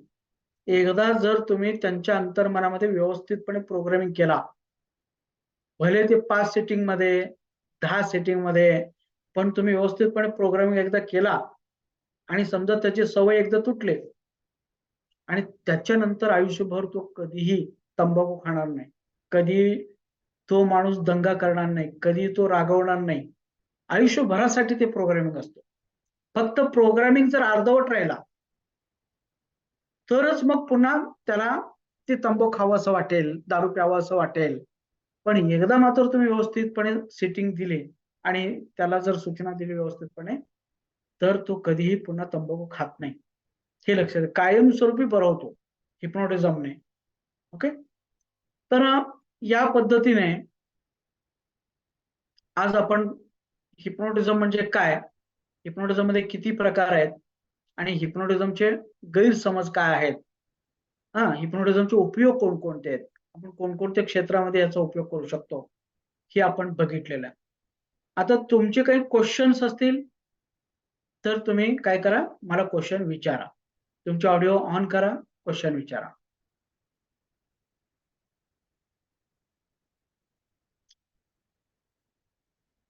आणि क्वेश्चन्स नसतील तर मग आपण काय करू, आता थांबू आणि उद्या आपण हे स्टेज हिप्नोटिझम म्हणजे काय आणि स्टेज हिप्नोटिझम मध्ये की आपलं मन कशा पद्धतीने काम करतं, ओके, मन आपलं कशा पद्धतीने काम करतं आणि स्टेज हिप्नोटिझम मध्ये करण्याचे जे वेगवेगळे कॅरेक्टर्स आहेत ते आपण नंतर बघू, उद्याच्या प्रोसिजर मध्ये बघू. ठीक आहे. काही क्वेश्चन्स असतील विचारा, नसेल तर आपण जवळपास थांबू इथं. हा, उद्या आपण काय करू, थोडस एक्स्ट्रा घेऊ. उद्या 7 ते मग 9:30 पर्यंत वगैरे आपण घेऊ. ठीक आहे. सर एक क्वेश्चन होता. हा, विचारा. आपण जसं बघितलं की हिप्नोटिझम म्हणजे आपण काही मनाद्वारे किंवा डोळ्यांद्वारे किंवा काही सूचना देऊन समोरच्या व्यक्तीला हिप्नोटिझ करतो. हम्म. पण काही लेखांमध्ये असा उल्लेख आहे की एखाद्या मानवी शरीरामधून काही ऊर्जा बाहेर पडतात. फॉर एक्झाम्पल काही वेव्हलेंथ बाहेर पडतात. सो त्याद्वारे सुद्धा ते हिप्नोटिझम केलं जातं. सो तेच ना, त्राटक मी तुम्हाला तेच सांगितलं ना, ही ऊर्जा सोडून हिप्नोटिझम करणे, त्यालाच मेस्मेरिझम म्हटलं जातं. आणि पूर्वी तेच करत होते. पूर्वी सूचना देत नव्हते लोक, पूर्वी फक्त अशी ऊर्जा सोडायची आणि ते ऊर्जा सोडूनच त्यांचे विकार बरा करायचे, त्यांना हिप्नोटिझम करायचे. त्याला मग लोक, आपले भारतीय लोक त्याला प्राणविद्या म्हणायचे आणि नंतर ते मेस्मेरिझम असं त्याचं नाव झालं. आता अलीकडे आपण सूचना देतो, पूर्वी सूचना दिलं जात नव्हते, ऊर्जा सोडूनच त्या करायचे. हा, आणि काय म्हटलं. मग त्या ऊर्जा फक्त एका म्हणजे नजरेच्या माध्यमातून असू शकतात की कोणत्याही माध्यमातून असू शकतात? तुम्ही जितकं जास्त प्राणायाम कराल तेवढी ती ऊर्जा येणार आहे. जितकं जास्त तुम्ही त्राटक करता तेवढी ती ऊर्जा येणार आहे. जितकं जास्त तुम्ही व्हाईट लाईट मेडिटेशन करता तितकी जास्त ऊर्जा येणार आहे. जितकी तुम्ही खाणं पिणं चांगलं ठेवता तितकी ती जास्त ऊर्जा येणार आहे. ऊर्जा मिळवण्याचे अनेक प्रकार आहेत. जितके तुमचे चक्र बॅलन्स असतात तितकी ती ऊर्जा जास्त प्रभावित होणार आहे. त्यामुळे ती मॅग्नेटिक एनर्जी जी आहे ती कोणत्याही मार्गे आपण ते स्टोअर करू शकतो. त्याला काही हे नाही. परंतु जास्त जे स्टोरेज आहे तर ते ध्यानाच्या माध्यमातून आणि त्राटकाच्या माध्यमातून ते स्टोअर होत असते आणि त्याच्या माध्यमातून तुम्ही कोणालाही बरं करू शकता. Okay sir. सर माझा प्रश्न आहे, हा एखाद्या विद्यार्थ्यावर जर समजा आपण एखादी सूचना केली तर ती हा त्या विद्यार्थ्याला किती दिवस तो काम करेल? नाही, मी आत्ताच उत्तर दिलं तुम्हाला. तुम्ही मला जर व्यवस्थितपणे जर समजा त्याला 2, 3, 4, 5 वेळा हिप्नोटिझम करून जर व्यवस्थितपणे सूचना जर दिला आणि त्या सूचना व्यवस्थित त्याच्या अंतर्मनामध्ये एकदा पोचले आणि त्याच्यामध्ये बदल झाला समजा, तर तो जो बदल आहे ना तो बदल त्याच्या आयुष्यभर कायमस्वरूपी राहतो. तो बदलत नाही, नंतर तो बिघडत नाही. मी एक उदाहरण देतो. माझ्याकडे ग्रहस्थ आले होते, इथंच आमच्या शेजारीच राहतात. त्यांनी 10वी पासून ते तंबाखू खात होते आणि त्यांचं जवळपास 70 वर्ष त्यांचं वय होता माझ्याकडे आलेलं असताना. तर ते म्हणले की सर मला ते तंबाखूचं व्यसन सोडायचं म्हणले, मी तुमच्याकडे आलो. मी म्हटलं तुम्ही कधीपासून खाता? ते म्हणले मी 10वी पासून खातो. मग म्हटलं ठीक आहे म्हटलं. मी म्हटलं तुम्हाला एक 4-5 वेळा यायला पाहिजे म्हटलं, मग व्यसन सुटेल. मग ठीक आहे म्हणले ते. मग मी एकदाच त्यांना काय केलं, हिप्नोटिझम केलं आणि सूचना दिलं आणि नंतर काही ते आले नाही. मग 5-6 महिने झाले ते आलेच नाही. म्हटलं काय झालं, हा माणूस येणार होता का आला नाही. मग नंतर मी एकदा त्या रूटने जाताना ते एकदा बस स्टॉपवरती दिसले. मी गाडी थांबवलो. मी म्हटलं अहो म्हटलं तुम्ही माझ्याकडे आलो नाही नाही 2 वर्षानंतर बरं का 2 वर्षानंतर. मग म्हटलं तुम्ही माझ्याकडे आलो होता ना हिप्नोटिझम करून घ्यायला एकदा तंबाखू सोडायला? होय म्हटलं आलो होतो सर म्हटलं. मग तुम्हाला मी 4-5 वेळा यायला सांगितलं होतं. होय म्हटलं तुम्ही सांगितलं होतं बरोबर आहे म्हटला. पण माझं दुसऱ्या दिवशीपासूनच सुटलं म्हटलं. मी आज अखेर तंबाखू खातच नाही म्हटलं, सोडून दिलं म्हटलं. त्यामुळे मी म्हटलं आता तंबाखू सुटले म्हटल्यानंतर पुन्हा कशाला यायचं म्हटलं. तुम्ही 8 दिवसाने एक एक असं 4-5 सिटिंग सांगितलं होतं म्हटलं. पण मला तंबाखूची इच्छाच मरून गेली म्हटलं. त्यामुळे मग मी तुम्हाला भेटलोच नाही. त्यावेळी काय मोबाईल वगैरे काही नव्हते बरं का. म्हणजे त्यांनी मोबाईल करून बाबा सांगावं असं काही नव्हतं ते. असं मग म्हणजे काही वेळा एका सिटिंग मध्ये सुद्धा होतो. काही वेळा 5-6 सिटिंग घ्यावं लागतात. हा ते डिपेंड असतं ते समोरच्यावरती.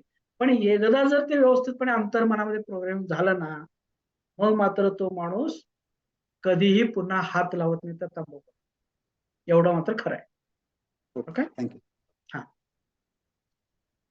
सर अजून एक विचारायचं होतं.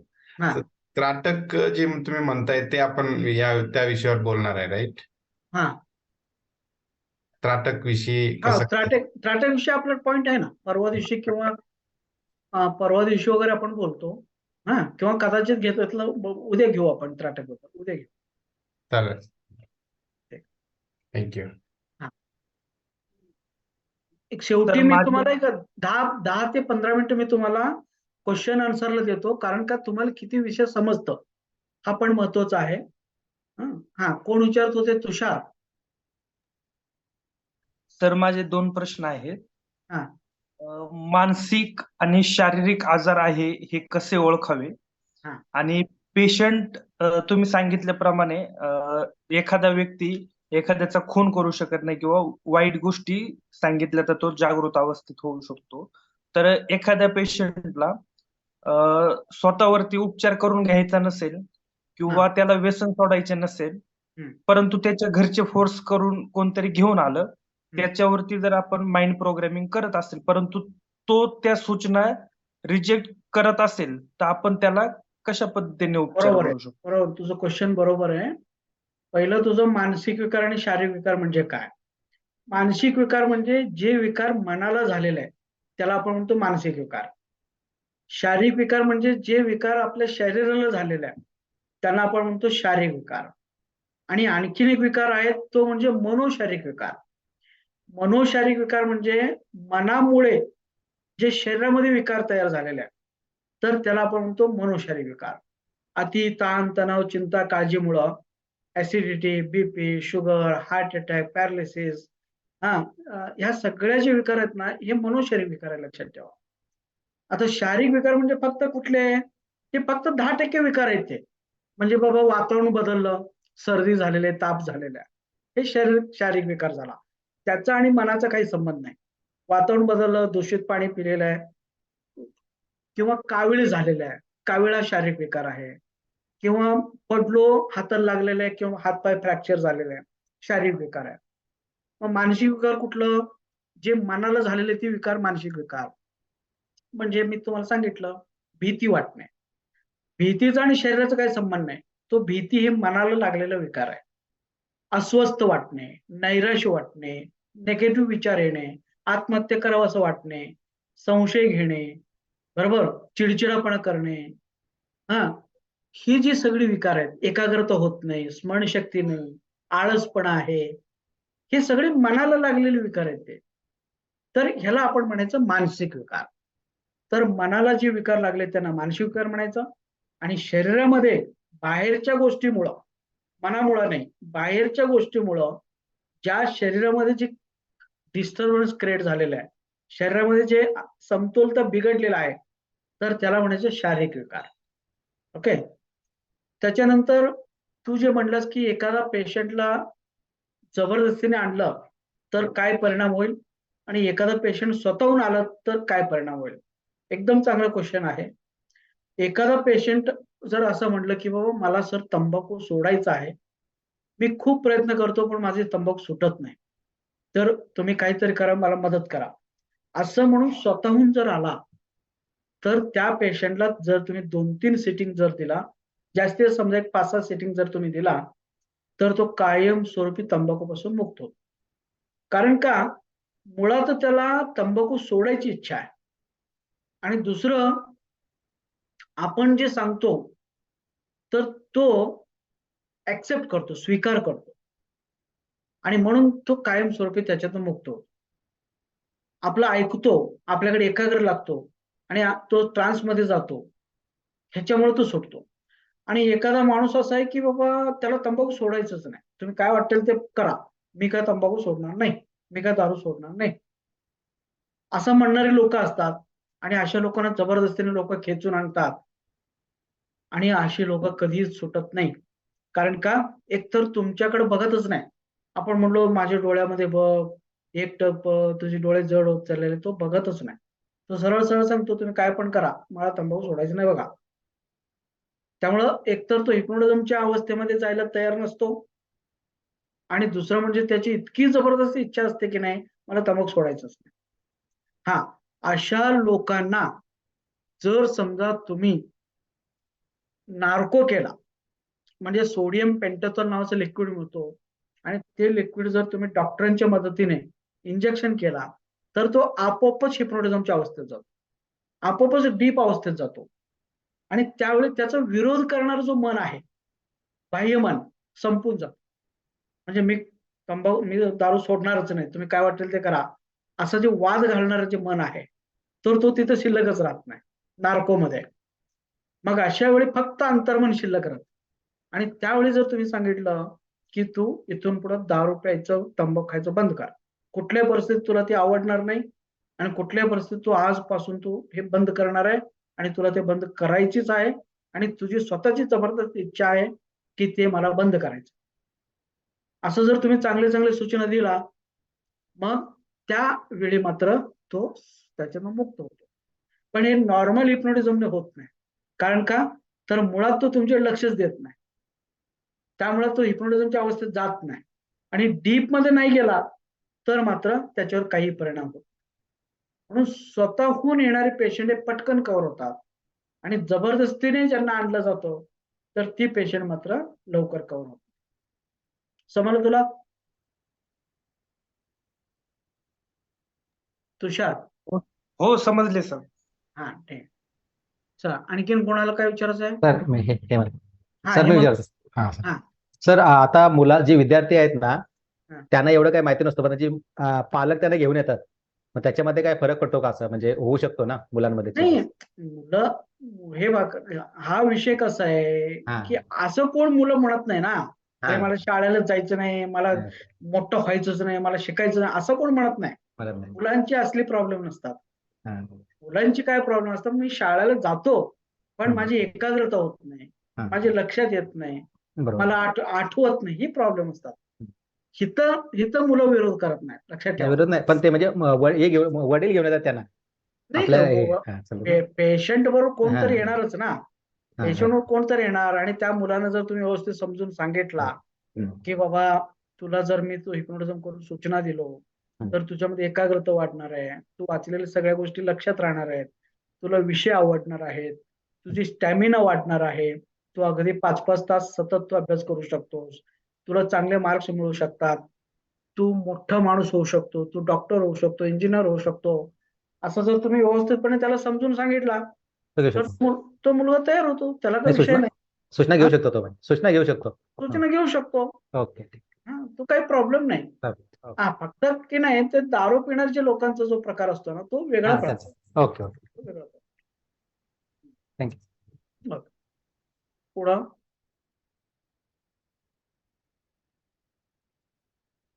आणि कोणाचे काय क्वेश्चन्स जर नसतील तर मग आपण थांबू. हे रेकॉर्डिंग मी तुम्हाला दोन्ही कालचे रेकॉर्डिंग आणि आत्ताचे रेकॉर्डिंग मी दोन्ही पाठवतो. ओके. तर एक क्वेश्चन आहे. हा. बरेच हिप्नोटिस्ट स्वतःच्या मार्केटिंगसाठी एक्स्ट्रा माहिती देतात. अशीच मी एक ऐकलेली की एखादी वाईट घटना, वाईट प्रसंग किंवा वाईट मेमरीज असतील तर ह्या डिलीट करून भेटतील. तर ही गोष्ट शक्य आहे का? जर शक्य असेल तर आपण एखाद्या व्यक्तीचं व्यसन किंवा वाईट सवय आहे ही मेमरी पूर्णपणे डिलीट करणे किंवा विसरवणे ही गोष्ट शक्य आहे का? याच्यामध्ये ना लक्षात घे की 2 प्रकार आहे.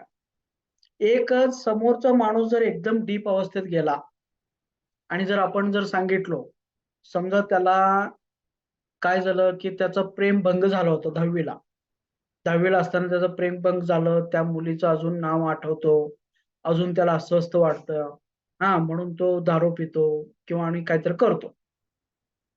आणि जोपर्यंत त्या 10वीमध्ये ज्या मुलीवरती त्याचं प्रेम होता त्या मुलीचं नाव आणि ती व्यक्तिमत्व जोपर्यंत तो विसरत नाही अंतर्मनातून तोपर्यंत तो दारू पितच राहणार, तो टेन्शन मध्ये राहणार. हे हे ठरलेलं आहे, कारण अंतर्मन त्याला गप्प बसू देत नाही. समजा त्या मुलीचं नाव एखादी बाबा काहीतरी असेल, हा कमळा कमळा असं असेल आणि कुठं पण त्याने कमळा असा शब्द ऐकला किंवा कमळाबाई असं काहीतरी ऐकला तर लगेच त्या मुलीची त्याला आठवण येणार आणि मग लगेच तो अस्वस्थ होणार, लगेच बेचैन होणार. कारण का तर त्याच्या अंतर्मनावरती बसलेलं आहे. आणि म्हणून जरा जरी अँकरिंग झालं, जरा जरी ते कमळा असं कुठंतरी ते बघितला, कमळाचं फूल जरी बघितलं त्याने तरी सुद्धा तो बेचैन होतो. म्हणून त्याच्या अंतर्मनातून ती कमळा हे शब्द किंवा ती व्यक्तिमत्व, ती इमेजेस ते डिलीट होणं महत्वाचं असतं. आणि म्हणून जेव्हा एखाद्या व्यक्तीला तुम्ही डीप अवस्थेमध्ये घेऊन जाता तर त्या अवस्थेमध्ये जर त्याला सूचना दिलं की कमळा नावाची जी 10वीला मुलगी होती तर त्या मुलीला मी 1, 2, 3 म्हणताच तू विसरून जा, तुला ती आठवणारच नाही. 1, 2 आणि 3 चल असं आपण म्हणलो आणि त्याला विचारलं की तुझ्या 10वी वर्गामध्ये कोणकोणत्या मुली होत्या सांग, तर तो बाकीच्या मुलींचं नाव सांगेल, या मुली होत्या म्हणून, पण कमळा म्हणून सांगणारच नाही, कारण तो डिलीटच झाला. हे आम्ही प्रयोग करत असतो. तुम्ही व्हिडिओ वगैरे बघितला असेल, एखाद्या मुलाला मी हिप्नोटाइज केलो आणि त्याला सांगितलं की तुझं नाव मी 1, 2, 3 म्हणतात विसर, तुला आठवणारच नाही. 1, 2, 3 आपण त्याला म्हणतो तुझं नाव काय सांग, तुझं नाव काय सांग, तो विचार करतो तर त्याला आठवतच नाही, काही सांगता येत नाही. नंतर आपण म्हणतो तो बोट मोज, 1, 2, 3, 4, 5, 6, 7, 8, 9, 10 आपण म्हणतो तू 7 अंक विसर. आता मी 1 2 3 म्हणता 7 अंक विसरणार आहेस तू, तुला 7 अंक आठवणारच नाही. मग पुन्हा मोज 1 2 3 4 5 6 8 9 10 11 असं म्हणतो. 7 मोजतच नाही. किती वेळा त्याला मोजायला सांगा, 7 मोजत नाही, कारण 7 डिलीट झाला त्याच्या. तर अशा पद्धतीने आपल्याला ते डिलीट करता येतं आणि ते कायमस्वरूपी करता येतं, काही हरकत नाही. जर समजा तो डीप अवस्थेत नसेल तर लाईट अवस्थेत असेल, पण त्याचं इंटेन्सिटी आपण कमी करू शकतो. इंटेन्सिटी म्हणजे कसं, हे समजा तुला ती कमळा मुलगी, 10वीची कमळा मुलगी जरी तुला आठवली तरी आता इथून पुढं त्या कमळा मुलीच्या आठवणीमुळं तुला अजिबात अस्वस्थता वाटणार नाही. तू अजिबात बेचैन होणार नाही. ती मुलगी आठवलं तरी तू नेहमी नॉर्मल राहणार आहेस, आनंदी राहणार आहेस, किंवा तुला जितकं ती मुलगी जास्त आठवेल तितकं तू आणखीन जास्त आनंदी राहणार आहेस आणि तू आयुष्यातलं कामं भरपूर करत राहणार आहेस. काय असं आपण जर सूचना उलट दिलो तर काय होतं, त्या मुलीचं आठवण जरी झाले ना तरी त्याला काही वाटत नाही. किंवा ते मुलगीचं आठवण जरी झालं तर तो आणखीन, म्हणजे जो पूर्वी टेन्शन मध्ये असायचा, डिप्रेशन मध्ये जायचा, आता ते आठवण झाली की तो आनंदामध्ये जाईल. आपण सूचना काय दिलो, त्या मुलीची आठवण आली की तू आनंदित होणार आहेस आणि तू भरपूर काम करणार आहेस. मग त्या मुलीचं आठवण आलं कमळा आणि लगेच तो आणखीन आनंदी होतो आणि आणखीन काम करायला लागतो. अशा पद्धतीने आपण त्या नावाचं तुमच्या आयुष्यामध्ये विपरीत परिणाम होणार नाही आणि जे काही परिणाम होईल ते फक्त चांगलं होईल. अशा पद्धतीने सांगून त्याचं इंटेन्सिटी आपण डायल्यूट करू शकतो. त्याचा आत्ताच्या जगण्यावरती त्याचा कुठलाही परिणाम होऊ नये अशा पद्धतीने आपण करू शकतो. नसेल तर जर समजा तो माणूस एकदम डीप मध्ये जात असेल तर ते कायमस्वरूपी डिलीट करू शकतो. हे दोन्ही प्रकार शक्य आहे. ठीक आहे.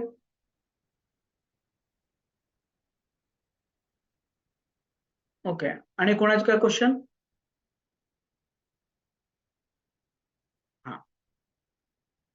क्वेश्चन जर नसतील तर आता जवळपास 9:30 वाजलेले, आपण 7:30ला सुरू केलं होतं, 9:30 वाजलेलं आहे. उद्या पण आपण काय करू, थोडस 7 ते 9:30 घेऊ.